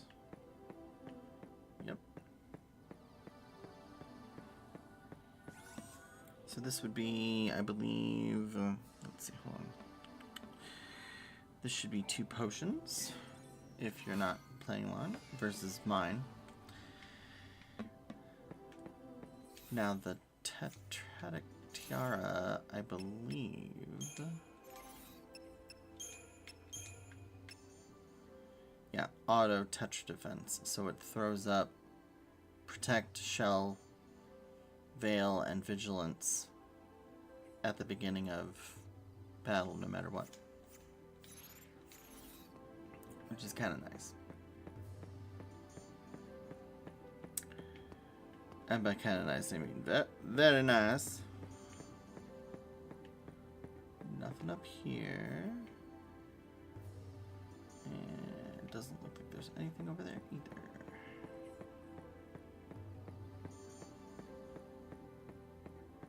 No, but there are Pantherans.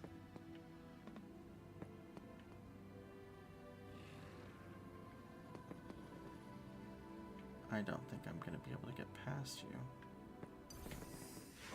Nope. And I had to step down in order to actually... But yeah, the hand grenade should basically take out the scan droids.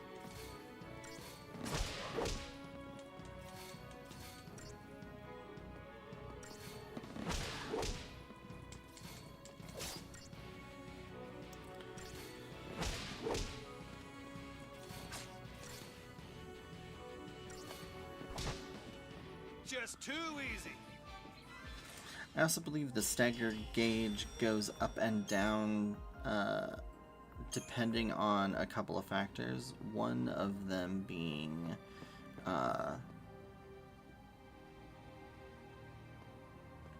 on, is there anything over this way? I think depending on how much damage you do also influences how much stagger damage is done, and then also I think the other thing that has something to do with it is each individual creature has its own, like, stagger susceptibility, I guess is what you'd call it. So some monsters stagger a little easier than others.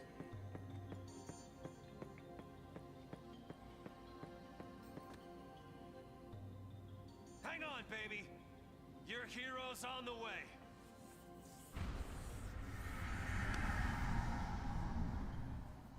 You have no idea where you're going. Hang on, baby. Your hero's on the way.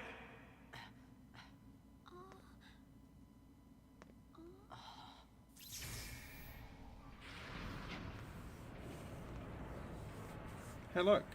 Stairs. He is here. Calling himself a hero.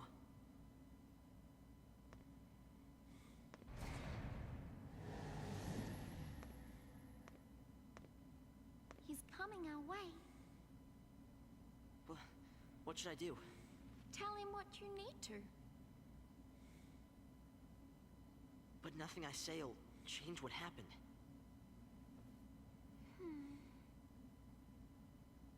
We could just run away.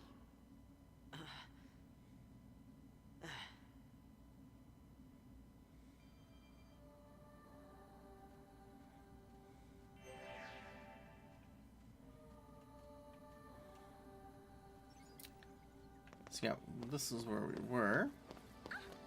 And you can see all of the enemies have respawned. But instead of the Pantheran that was here, it's Zwerg Scandroids. Which is super nice, because they're a nice and easy thing to take down.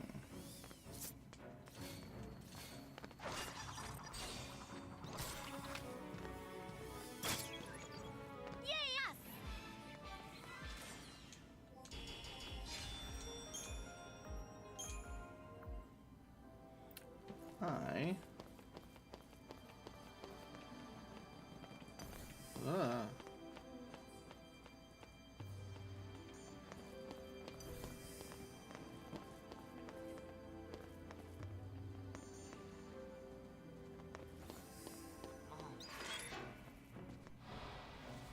No daydreaming now.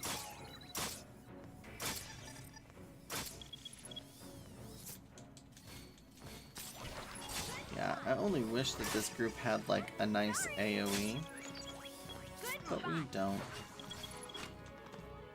But that's okay, because they have more attacks that they can throw out at once, so not too bad. And the last treasure chest for this first spot is super ribbons. Or a Fortisol if you're not playing with the...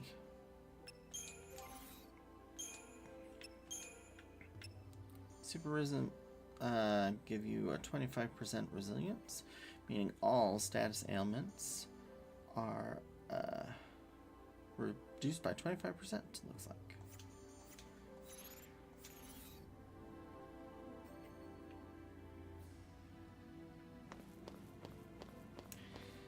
Now then, if you head down these stairs, you can see we have a treasure chest and our original bike that we ruined. So this is just this, you know, now is, hold on, just one big circle with 4 treasure chests that we already collected. So this is where you can do like the first little bit of grinding, like I said, for the Fortisols and Deceptisols. So if we do that and then, oh, you caught up to me. I did not expect that. Oh well.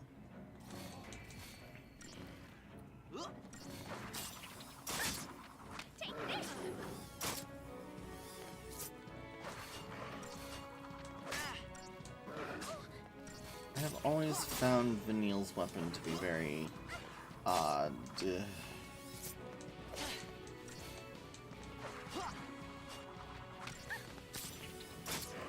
And the strings on Vanille's weapon are also very odd. But that's just me.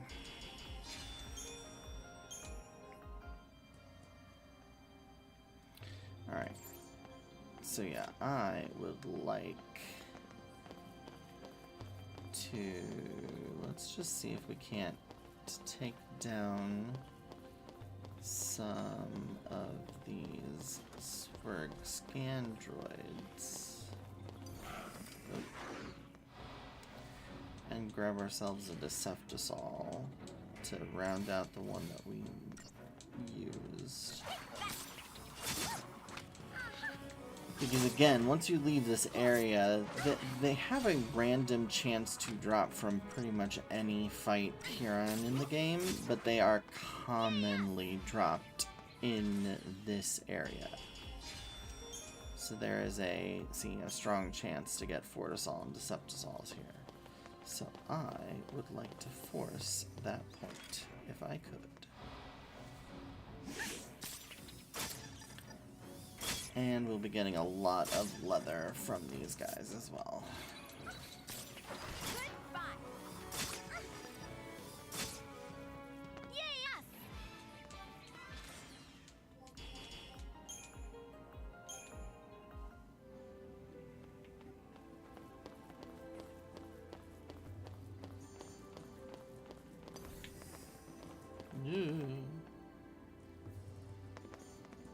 Yeah, now you turn right around, and that's it.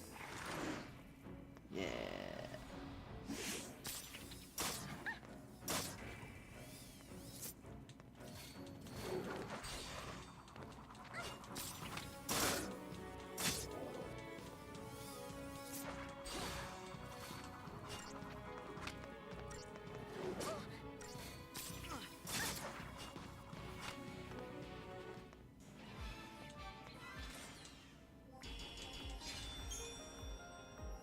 And there's the Deceptisol that I wanted. So, we are now back to full on all of those. So, we can skip past these Zwerg droids. You know what? I lied. I'm gonna go ahead and take care of these guys too.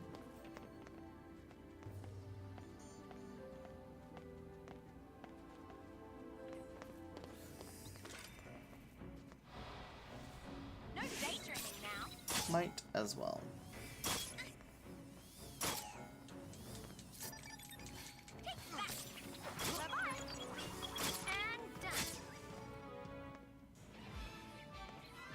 See, I mean, it takes, what, 6 seconds to do that battle. And we got a bunch more torn leather. Perfect. Alright. So, if you want to respawn these enemies, the way to do that is to head through here. Now this is going to trigger a little, you know what, like a cutscene. As long as you reach for this, like, save point, and then go back,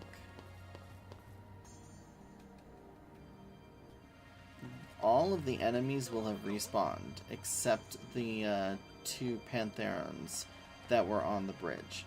So there won't be these Pantherons that were right here, but everything else will have respawned. The Zwerg droid's there, the Zwerg droid's here, the Pantherons around the other side, all of them. So you can keep farming for Deceptisols, Fortisols. Again, I would say try to get a stack of, I would say close to 10. 10 will definitely help you. They'll give you some throughout the game, but they will become a commodity for sure. You won't have a ton of them.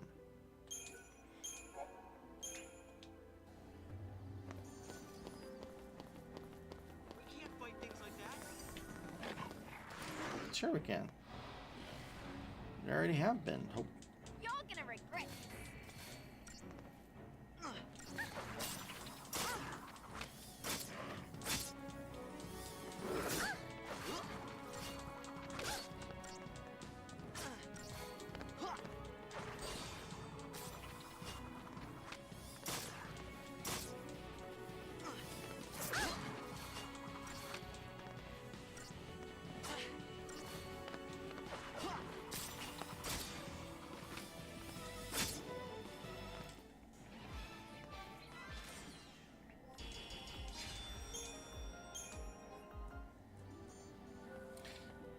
Now then, this treasure chest should be 100 gil.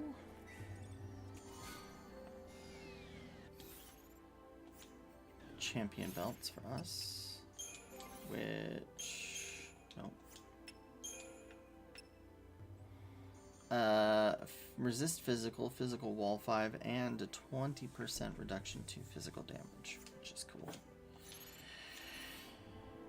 Once we have some more slots, that'll be really cool. So, did that make our way through? If you want to, you can do the save, but we'll just trigger this cutscene.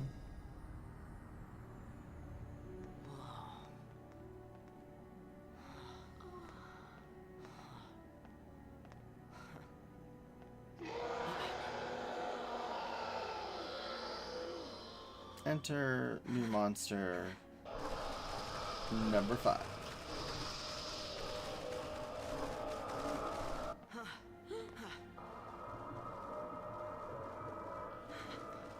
What are they?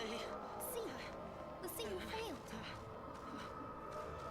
This is what happens when Lassie don't complete the focus the Fal'Cie gave him.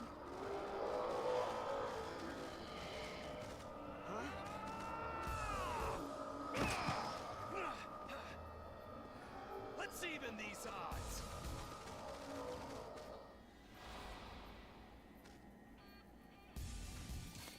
So, as Vanille said, Seath are Lassie that don't fulfill their focus. So, if when you become a Lassie, you are branded by a fal'Cie.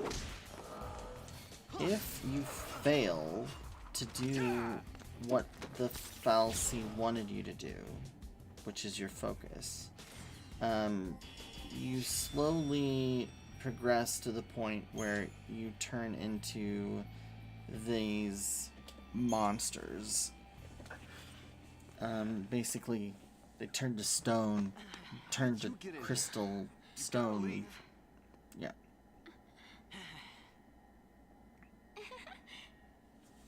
Okay, listen. Find some place to hide and keep quiet. Once I find Sarah, we'll all leave together.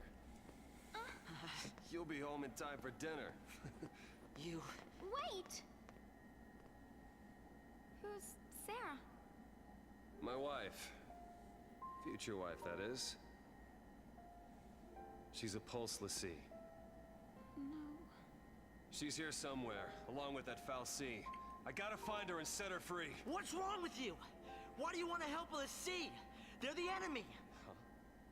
How can you save a Lassie? You're not... That's insane! Probably. But I gotta do something, right? I'll be back.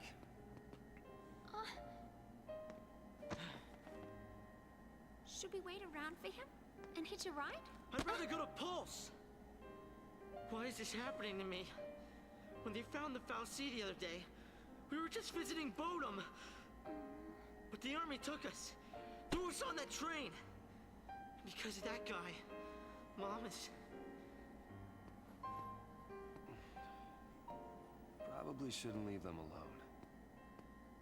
And he wants to help a Lassie?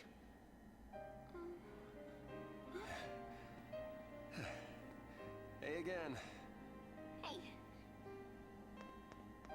Let's go with him. You gotta talk to him, Hope. If you don't take this chance, you'll regret it forever. Okay. Okay. Let's go.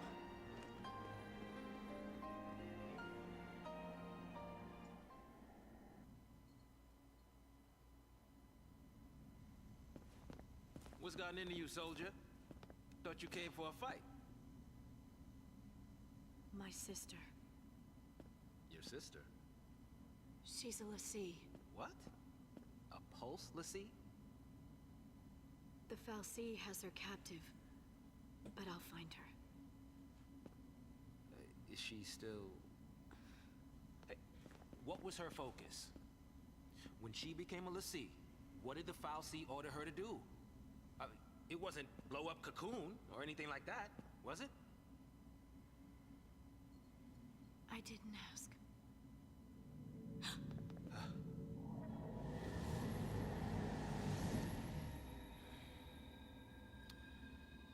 Listen to me.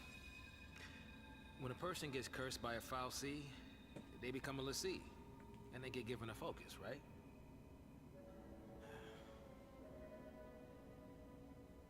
How do I put this? If they don't carry it out, Lassie end up as one of those things. What I'm saying is, if your sister's gone that far, I mean, she might still... How can I... Oh, man. There's no way to turn a Lassie back into a human. Even if she completes her focus, there's no changing her fate. She'll live her life as a fal'Cie slave.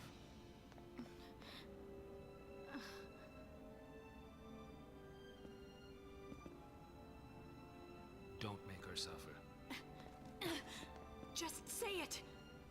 Any Lassie, anyone who might ever become a Lassie should be wiped off the face of Cocoon.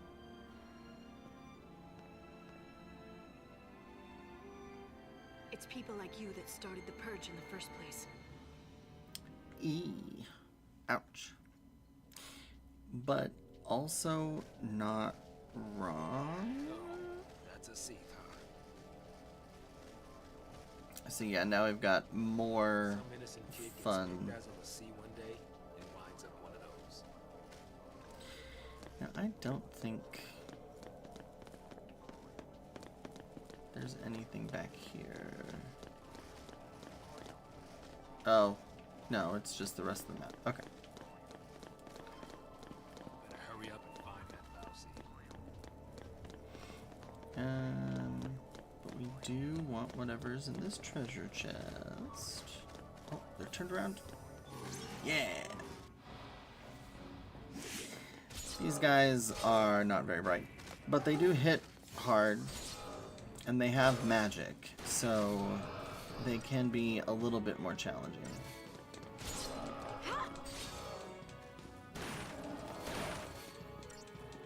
I think they can cast fire if you're not careful.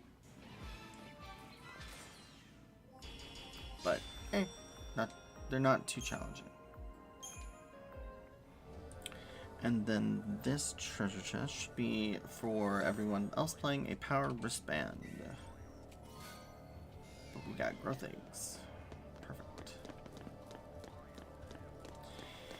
Unfortunately for us, I don't think we can preemptive strike. No. But that's okay. We just kidding. Now the thing is, a l'Cie not being able to fulfill their focus will eventually become a Seath, but the timeline that it takes a person to become a Seath is dependent on a number of factors. And Seath that wander around aimlessly for a long enough period of time, they actually turn completely to stone.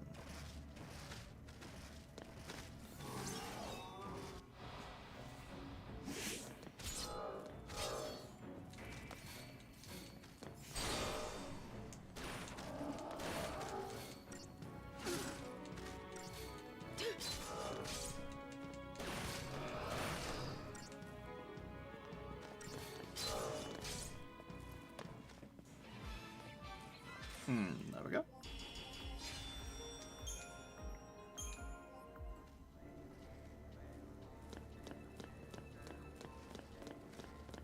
It looks like there are flying ones around These things grow wings? too. They really are monsters, aren't they? Yeah, but I don't see them actually like moving. Oh, no, no, no, no, no.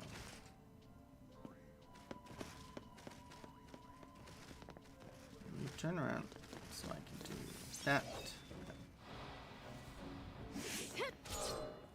Oh, it's just the one?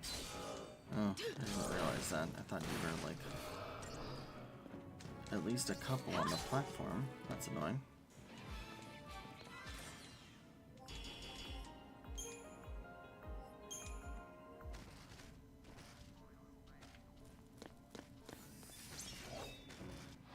Is this the three of you? No, another single. Oh.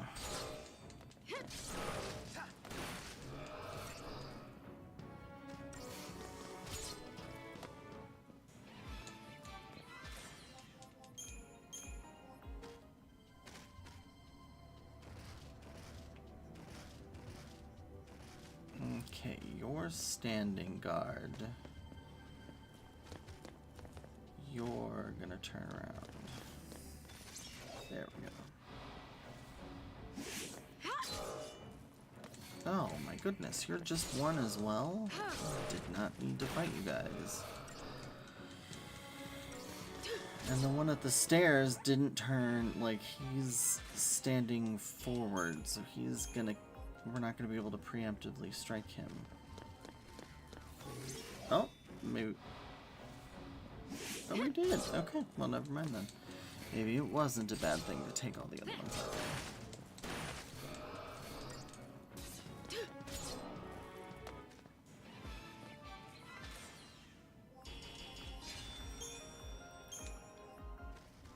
Okay, let's see, where are we? Right.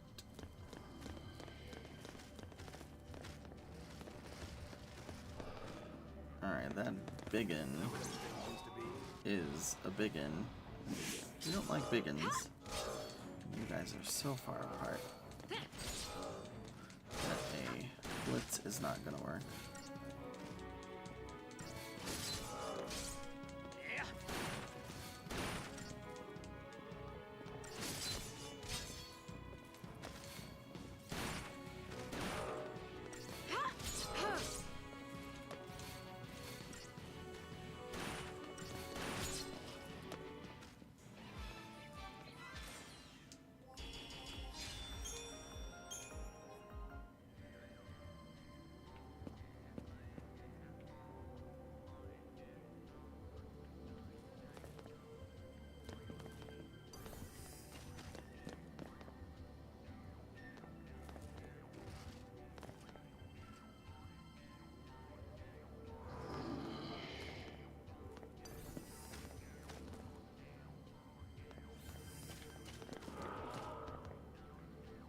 Come on, turn around.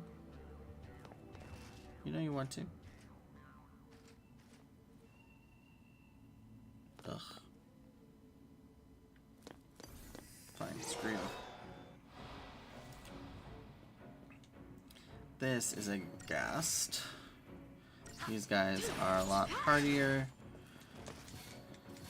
And they have fire attacks.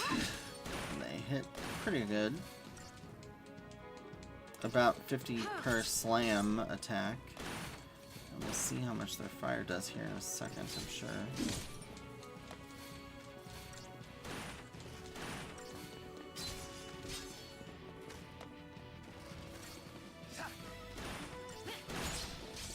Ooh, fire does like 75 damage, so yeah.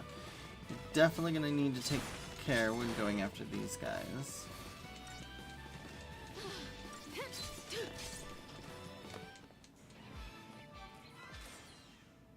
Preempted strikes are preferable, for sure.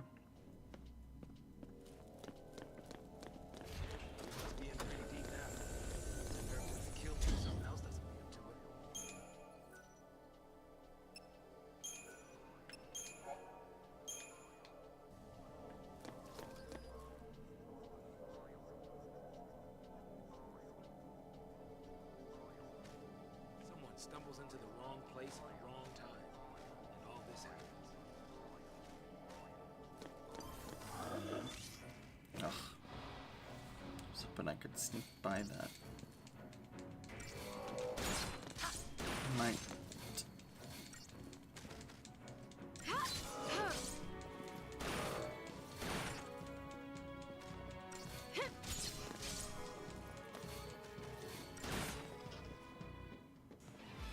Might go ahead and equip the power thing to Saz so that we can get through these a little bit faster.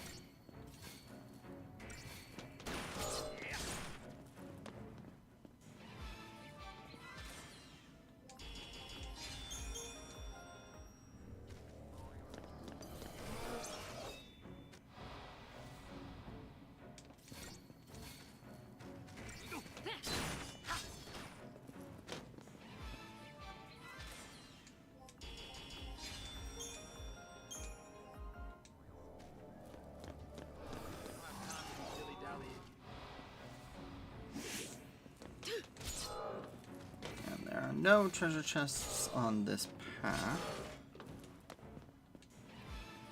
until we get to the next area.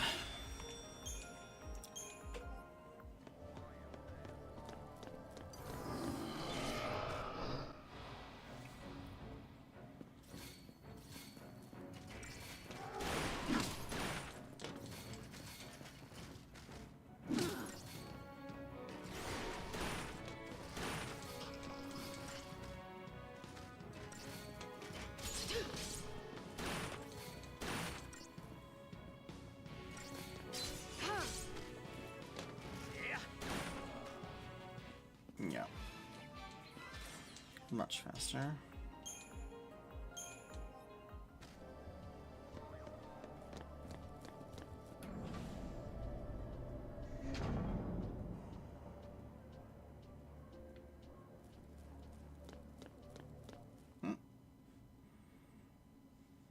There's a girl. Sarah! Time to go. We have to leave before the army. What? That's a Pulse brand. That girl's a Lassie. I already told you that. Pulse Lassie are the enemies of Cocoon. So they should die? Listen, if she fails her focus, you know how that'll end. And killing her is a mercy?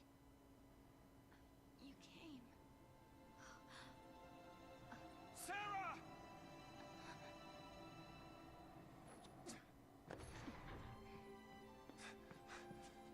Sarah. Is that my hero?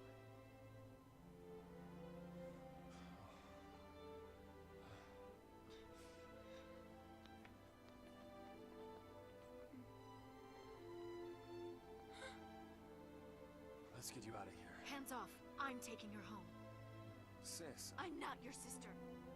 You couldn't protect her. It's your fault she... Save us. Sarah? You can save us. Protect us all. Save Cocoon. Save Cocoon? Sarah? That was your focus? Anything. I'll do anything. Leave it to me. You'll see. I'll protect Cocoon. I'll save everyone. Somehow. I'll make things right. You just relax. Thank you. Sarah!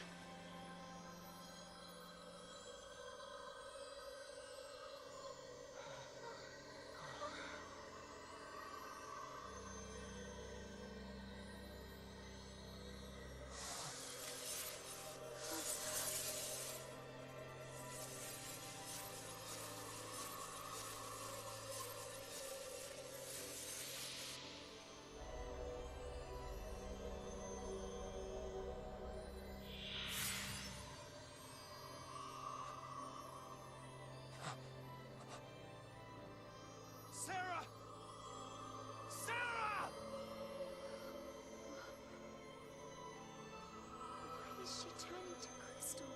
We'll see who fulfill their focus, are transformed into crystal, and gain eternal life. Just like the story said. Sarah, sweet dreams. Sweet dreams? She's not sleeping! Sarah's... She's... She's alive. No. The legend. Remember the legend. Lassie who fulfilled their focus, turned to crystal, and gain eternal life. It's the same with Sarah. Eternal life. She's not dead! Sarah's my bride-to-be. I promise to be hers forever. I don't care how many years I have to wait. It's over! Open your eyes and face reality! Sarah, does becoming a Lassie really mean losing everything? Oh, wait. What now? The army.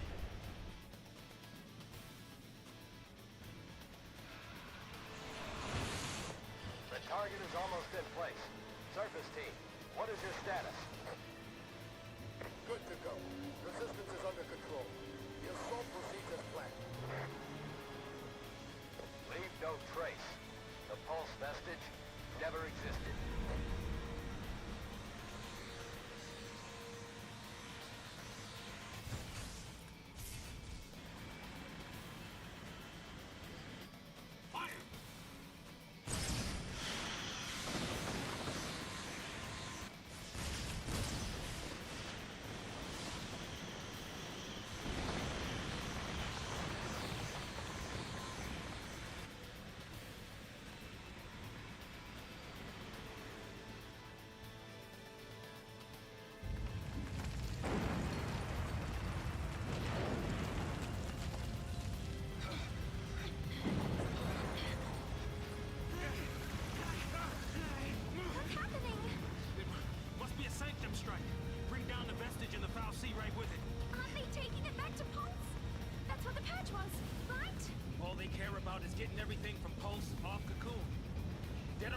us all the same. We can't stay here. They'll kill us.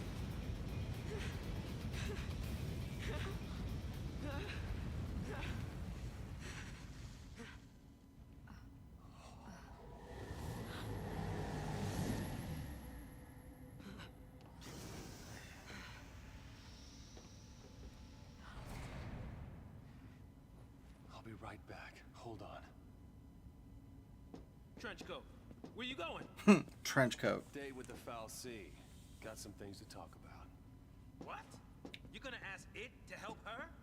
Are you out of your mind, kid? That thing wants to chew us up and spit us out. Well, what do you want me to do? What? Lightning? Here we go.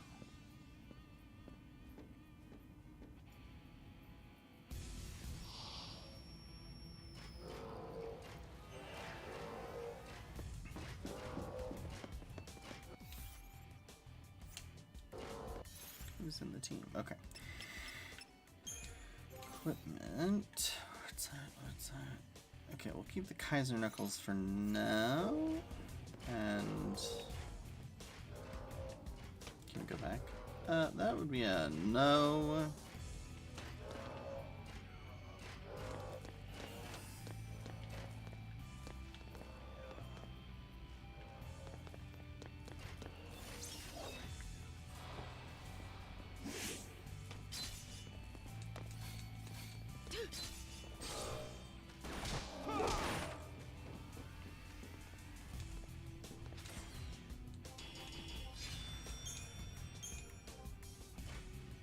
I don't know why I'm killing all these enemies. I guess I don't really need to.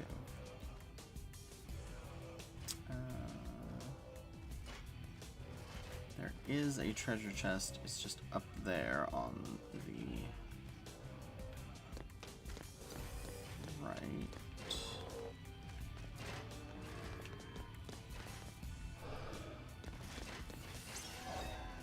Aha.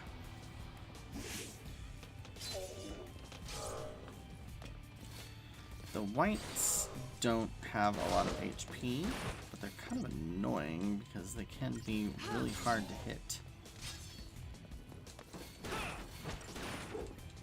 Yeah. Very hard to hit. There we go. But again, not a lot of power. So, pretty easy, but yeah, kind of annoying.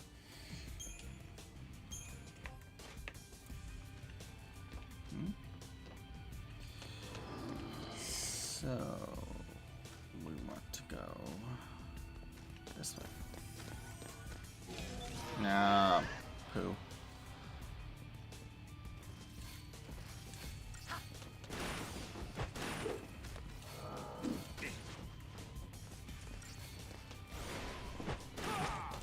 Oh, come on, you. There we go.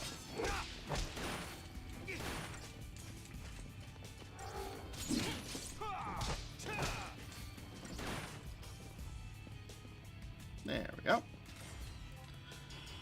Not too bad, not too good.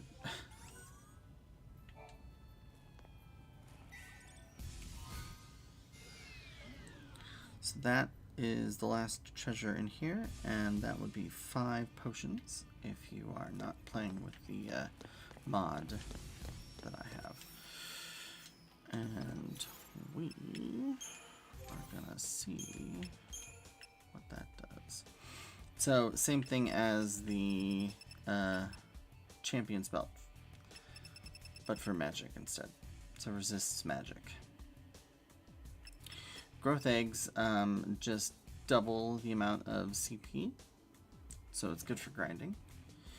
But yeah, so we are actually going to give him a Wordsight Bingo, so that everybody has the same stuff. And then we are going to do a lovely boss battle.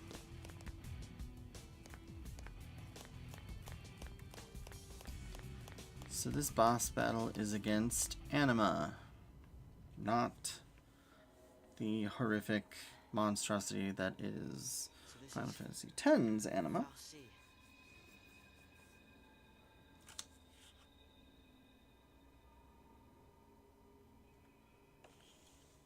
Sarah's a crystal now.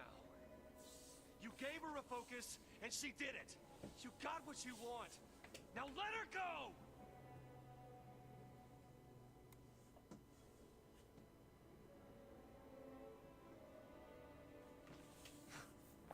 Please, turn her back. I'll be your Lassie instead! Fine. You go on begging. Like this thing gives a damn what we want!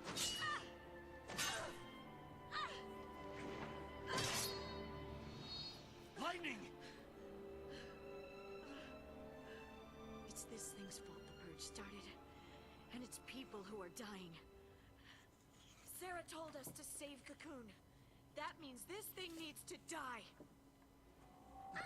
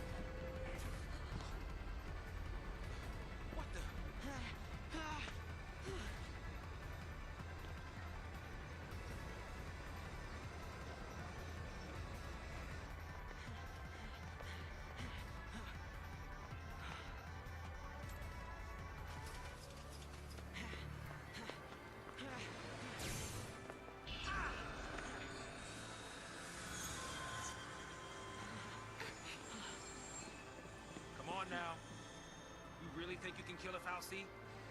I'm doing this for Sarah. Dodge.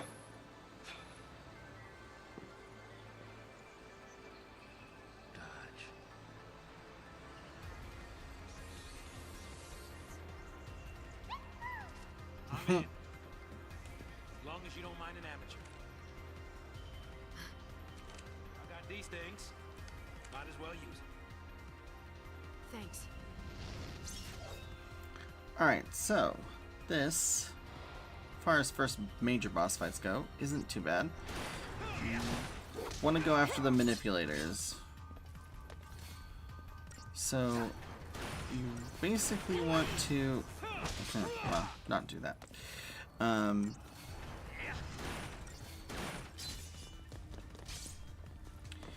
Basically hit them when they're not grinding so that you don't get hurt.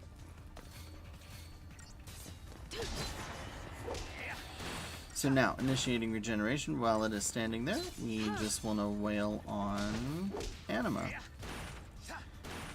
As you can see, our attacks are not really doing much of any, like, reasonable damage, and really not strengthening our,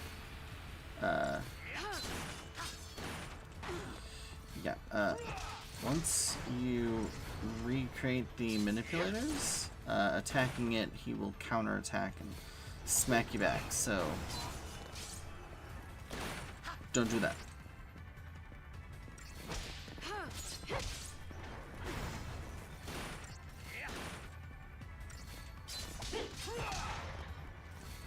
Initiating regeneration, so back to attacking the crystal. And again, we've done, what, a third of damage to it. We've only gone up by like 4% on the stagger gauge, meaning it won't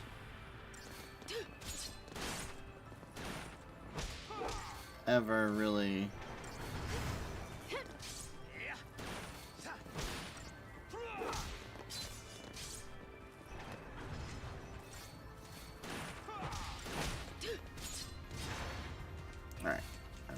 Anima. One more halfway, which is pretty good. This is basically the whole fight. Defeat the manipulators.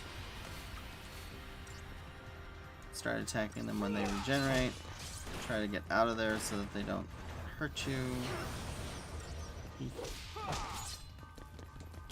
Yeah, once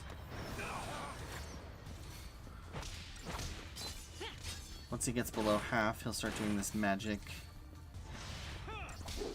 projectile attack, which will do a little bit more wide-ranging damage.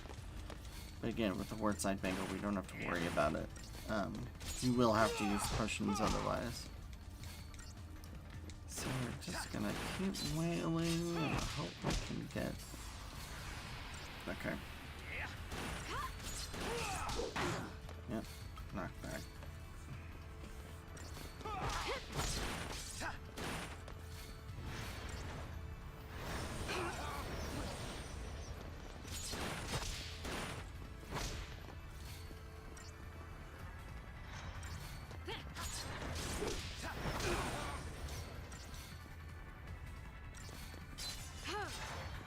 Alright, this should be it.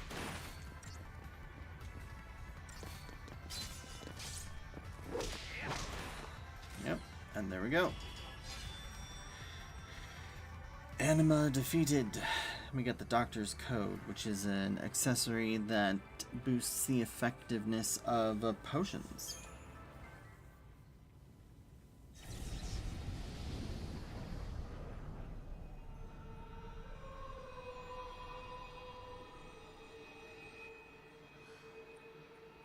Where are we?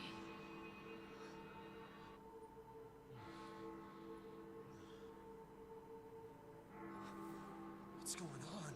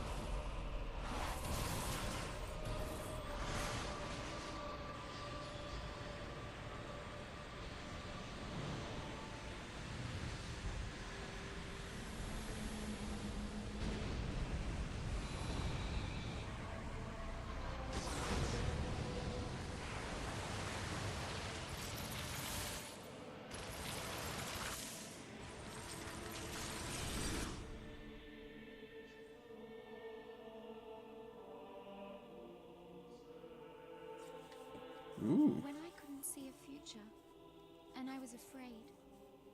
When the future was clear, and it hurt to see. I'd just close my eyes, and lose myself in happier days.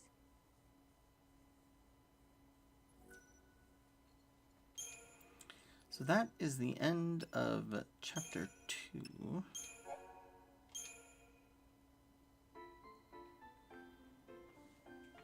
Now we come to the part of, like, these are the 13 days that lead up to the purge. So this is like day, what, 11. The seaside city of Bodom.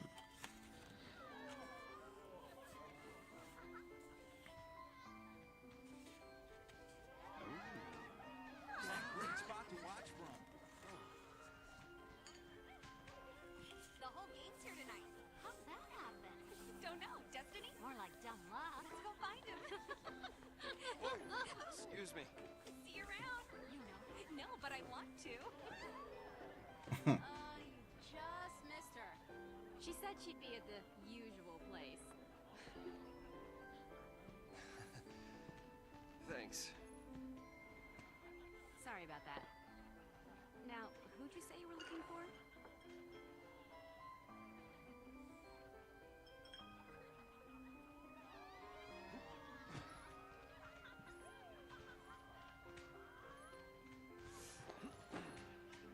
Here goes.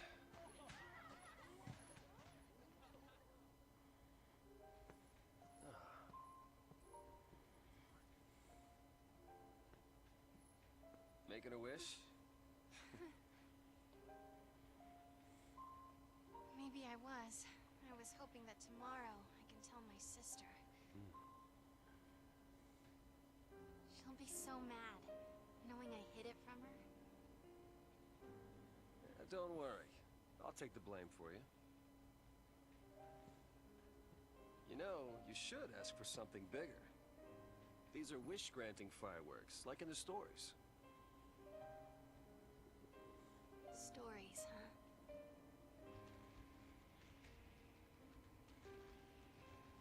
The sea who fulfill their focus, they become crystal and gain eternal life. Would help if they gave you some clue about what you're supposed to do. We'll figure this thing out. You will never be one of those monsters. So what will I be? A crystal?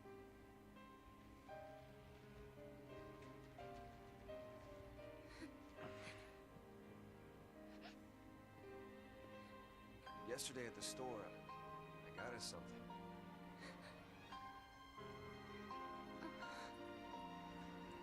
I don't know much about jewelry, but I hope you like it.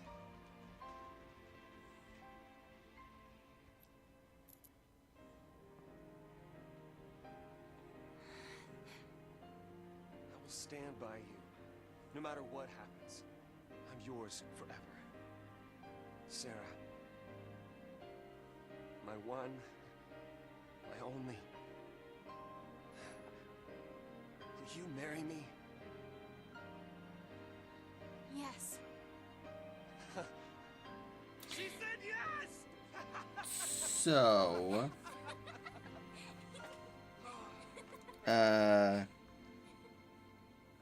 yeah. Sarah is 16, I believe. And I believe that Snow is 18.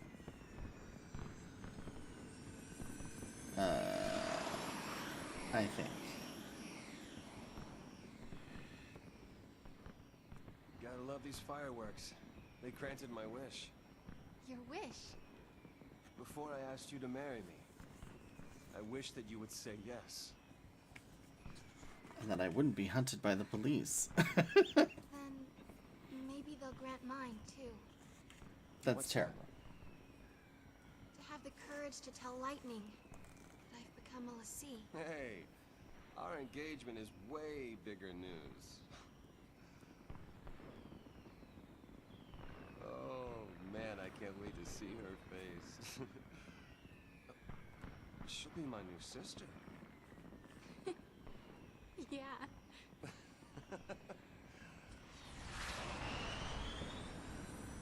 Yeah. Ha ha ha ha.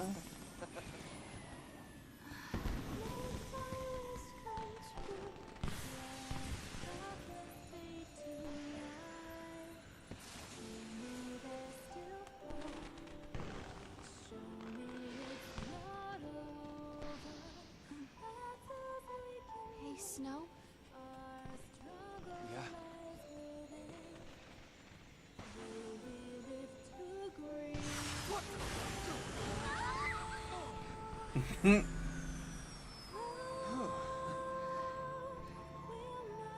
That was close.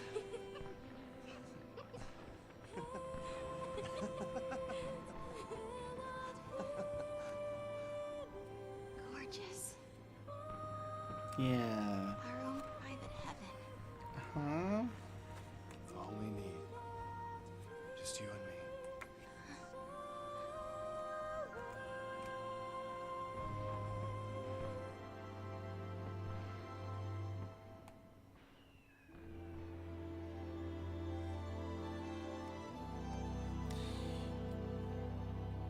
Yeah, you know, my guide is kind of garbage.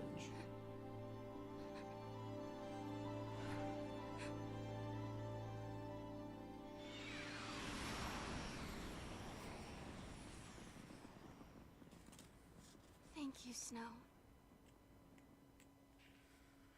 Yeah, thanks.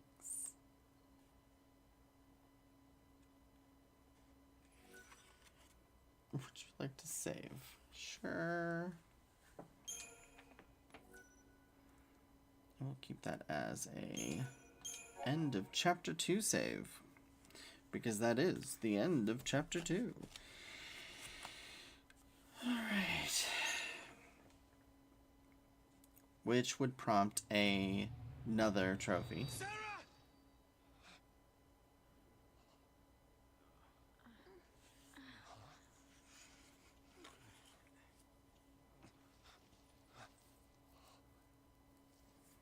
Is this for real?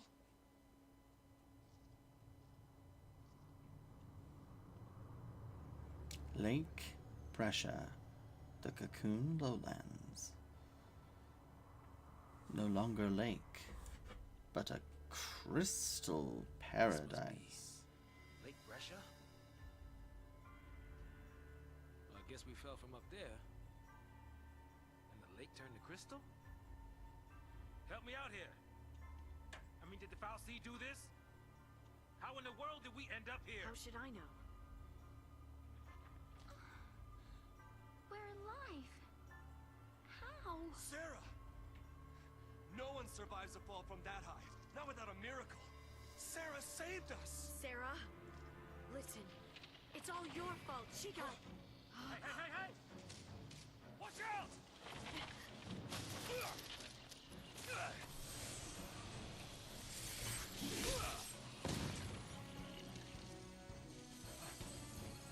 What did I just do?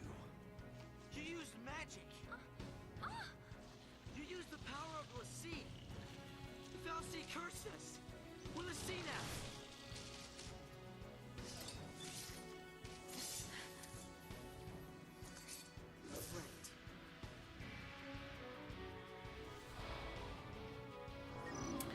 So, paradigm system. I will do this tutorial because I honestly don't really remember. Okay, view this tutorial. Alright, you can assign characters their most effective roles for a given situation by changing a party's paradigm. Hit the L left bumper to access the party's paradigm deck.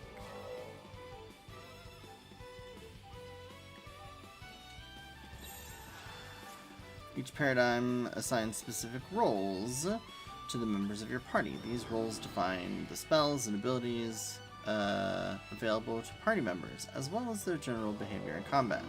So, there's a wide variety of paradigms to choose from. Offensive paradigms concentrate on dealing damage, defensive protect and healing, blah blah blah blah blah. You can press this to scan the paradigms available and see the list of roles that each comprises.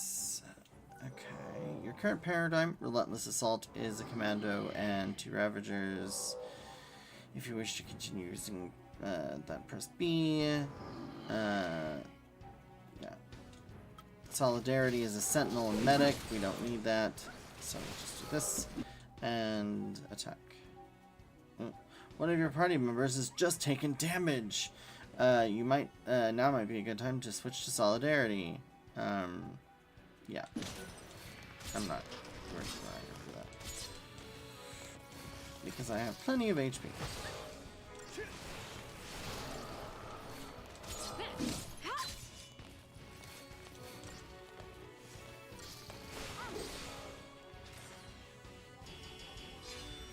All right. And we got technical points. See tears.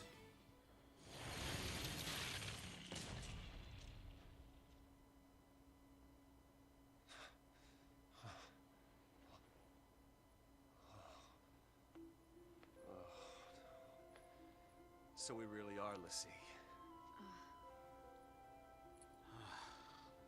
Looks like it. You too? Yep. Right here. Okay. Let's see to the last. Why me? I don't even know you. Will you have to go and attack that thing? Just leave me alone. It's your fault. It's your fault, You could have. All of this is your and Sarah's fault. Watch it!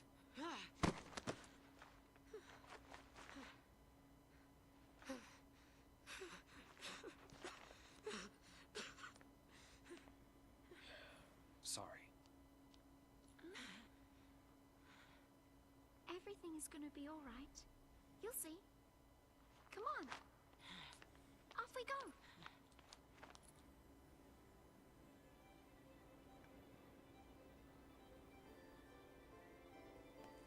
See, huh? Yep. We're all playing for Team Post now. Why me?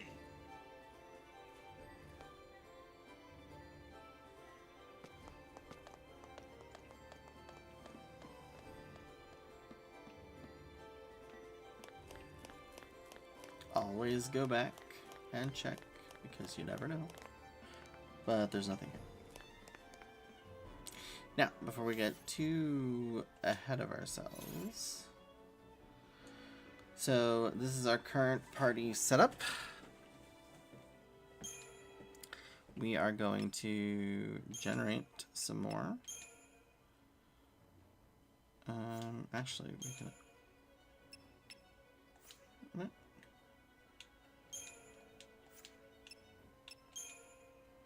Balanced.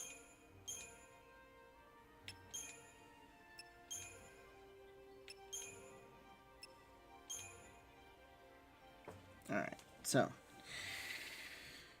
from here, how do we?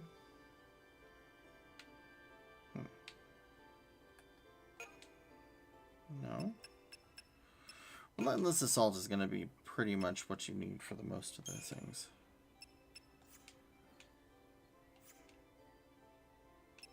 Customize, that's what it is. Generate just makes them. You can actually go in and hit customize and then change. So right now Lightning has Commando and Ravager roles. Snow can be a Sentinel, Ravager, Commando. Vanille has Ravager and Medic. So really,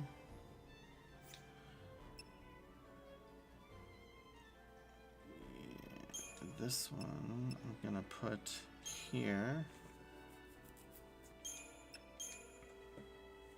because unless we run into something really awful, we shouldn't need a Sentinel too much.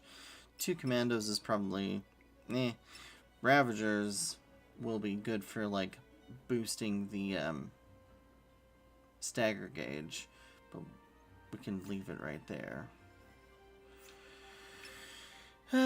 Status, let's look at abilities. So we have Ruin and Thunder, and Ruin under that.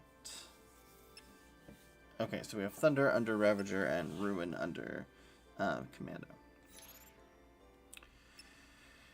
Silver equipment. Inventory wise, we're looking at, we got the Doctor's Code, the Mage's Placet, the Growth Eggs. Component wise, we got some tiers from the Seath. Key items, we got Sarah's tier, which is the crystallized teardrop that Snow had in the cutscene. Now, let's look at the data log. So, events that history and myth. We have Seath. When a fal'Cie takes a human to be one of its l'Cie servants, that person is given a focus to be completed. Should the l'Cie fail to fulfill this focus before his or her brand advances to its final stage, that l'Cie becomes a Seath. Mired in eternal sorrow and regret, and robbed of all free will, Seath are damned to wander the world, unliving and undying, until their corrupted flesh at last can move no more. For Seath, there is no salvation. Crystal Stasis. For l'Cie, successful completion of a focus holds the promise of eternal life in the peaceful slumber of crystal stasis, or so the legends say. Yet to spend an eternity as an immobile crystal is not so very different from death. The people of Cocoon consequently fear being marked as l'Cie, equating the fallacy brand as a death sentence. Faced with only the choice between eternal damnation as a Seath and eternal imprisonment in crystal, it comes as little surprise that many l'Cie decry their fate. Bodom. This modest city by the sea is the hometown of Lightning and Sarah, as well as that of Snow and the members of Nora.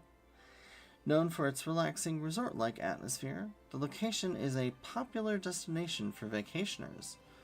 Bodom's largest tourist draw is its annual beachfront fireworks display, but this year's event was ruined by the discovery of the Pulse fal'Cie within the nearby vestige.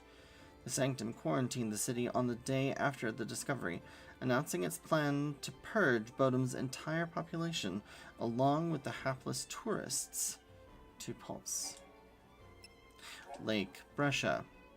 Lake Brescia is located near Cocoon's outer rim, directly beneath the Hanging Edge. Once a bustling center of activity, the desolate area is now home only to monsters that lurk among the centuries-old remnants of civilization. The final wave of power released by the falling Pulse fal'Cie has locked the water of the lake in solid crystal form, creating a beautiful and unsettling landscape. The fal'Cie. Anima. This fal'Cie had been hibernating deep within the Bodom vestige. It branded Sarah, as well as Lightning, Snow, and the others, condemning them all to the grim fate of Pulse l'Cie. Although it appears Anima was brought to Cocoon in the vestige centuries ago, Sanctum authorities had no knowledge of the alien's stowaway presence. Its discovery, and the resultant fear that Bodom's population may have been tainted by its magic, spawned the Purge.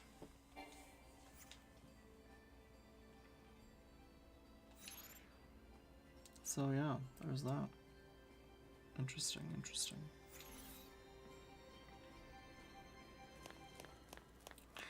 So, from here, we'll just kind of wander around, get to the save point, I suppose. Finish the part where we're doing some treasure.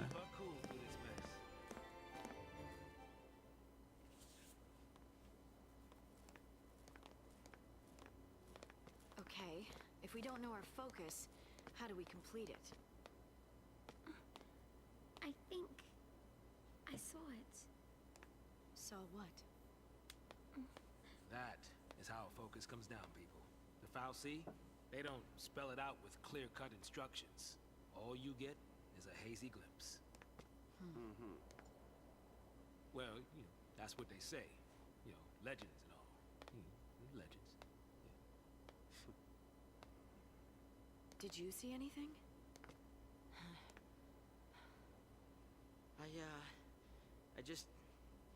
It's all kind of foggy, but I saw this towering. What? Wait a minute. Hold on now. Do we all have the same dream? Ragnarok.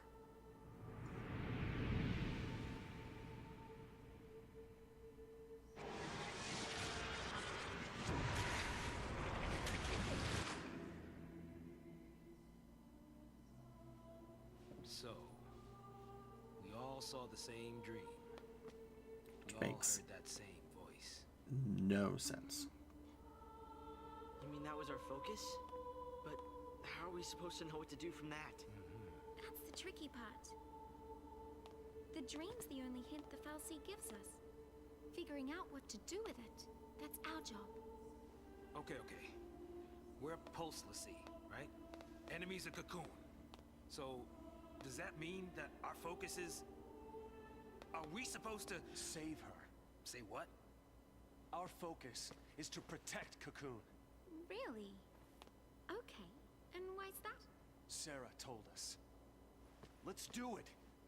We're all in this together. I'm gonna look for Sarah. She ought to be nearby. I'll come too!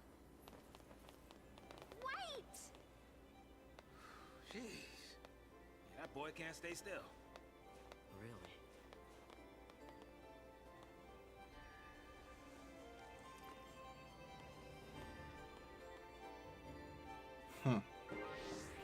It's like, okay. The Crystarium tutorial. Having become Lassie, the members of the party can now develop their powers, learning new abilities and improving attributes such as strength, magic, and HP. I'm gonna skip this one. This one's fairly self-explanatory, especially coming off of the We need to find a way out of here. sphere grid. We'll worry about everything else later. Yes. You gain CP after battle, then you use that CP. Crystal. Fair enough. It's pretty and all, but it's kind of creepy too.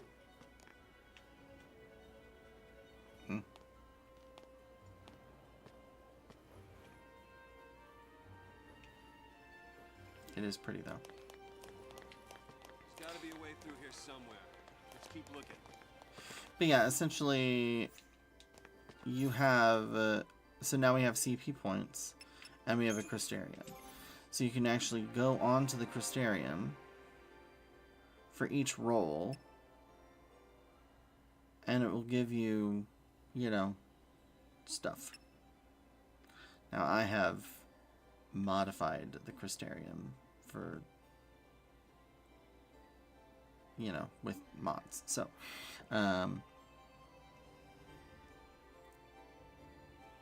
but it all basically means the same. You'll basically start with, you know, you'll start with your normal attacks and what they gave you, and then you'll just kind of boost your way through.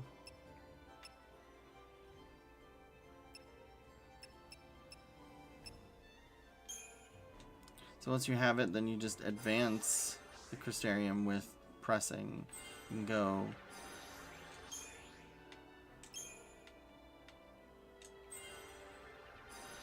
and just keep going. And so that's all we can get to right now for her. Snow, we'll go ahead and do Ravager, I guess. So now we've got water, accessory slot. That's all he learned there. Sentinel, got Fringe Ward. Commando, do launch. He's got Blitz. And now he's done because Snow doesn't have nearly as much early on for what will become obvious reasons. As for Vanille, we'll go with Medic.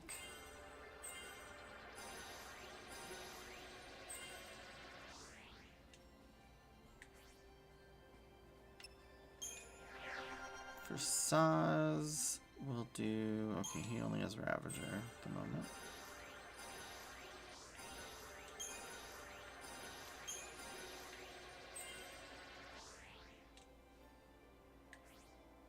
And Hope.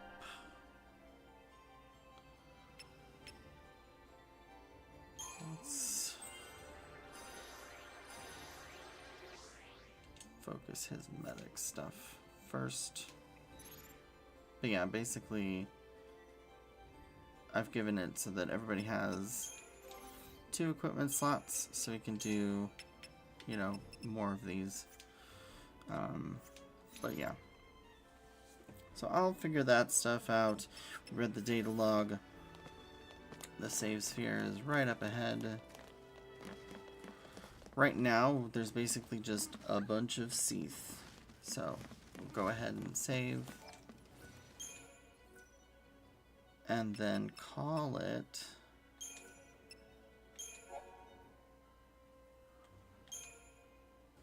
a day here. Watch the others, Okay, Snow. But yeah, anyway, now's a great place to stop before we get too far into Lake Brescia. From here on out, the chapters start gaining length, and the maps start becoming longer corridors.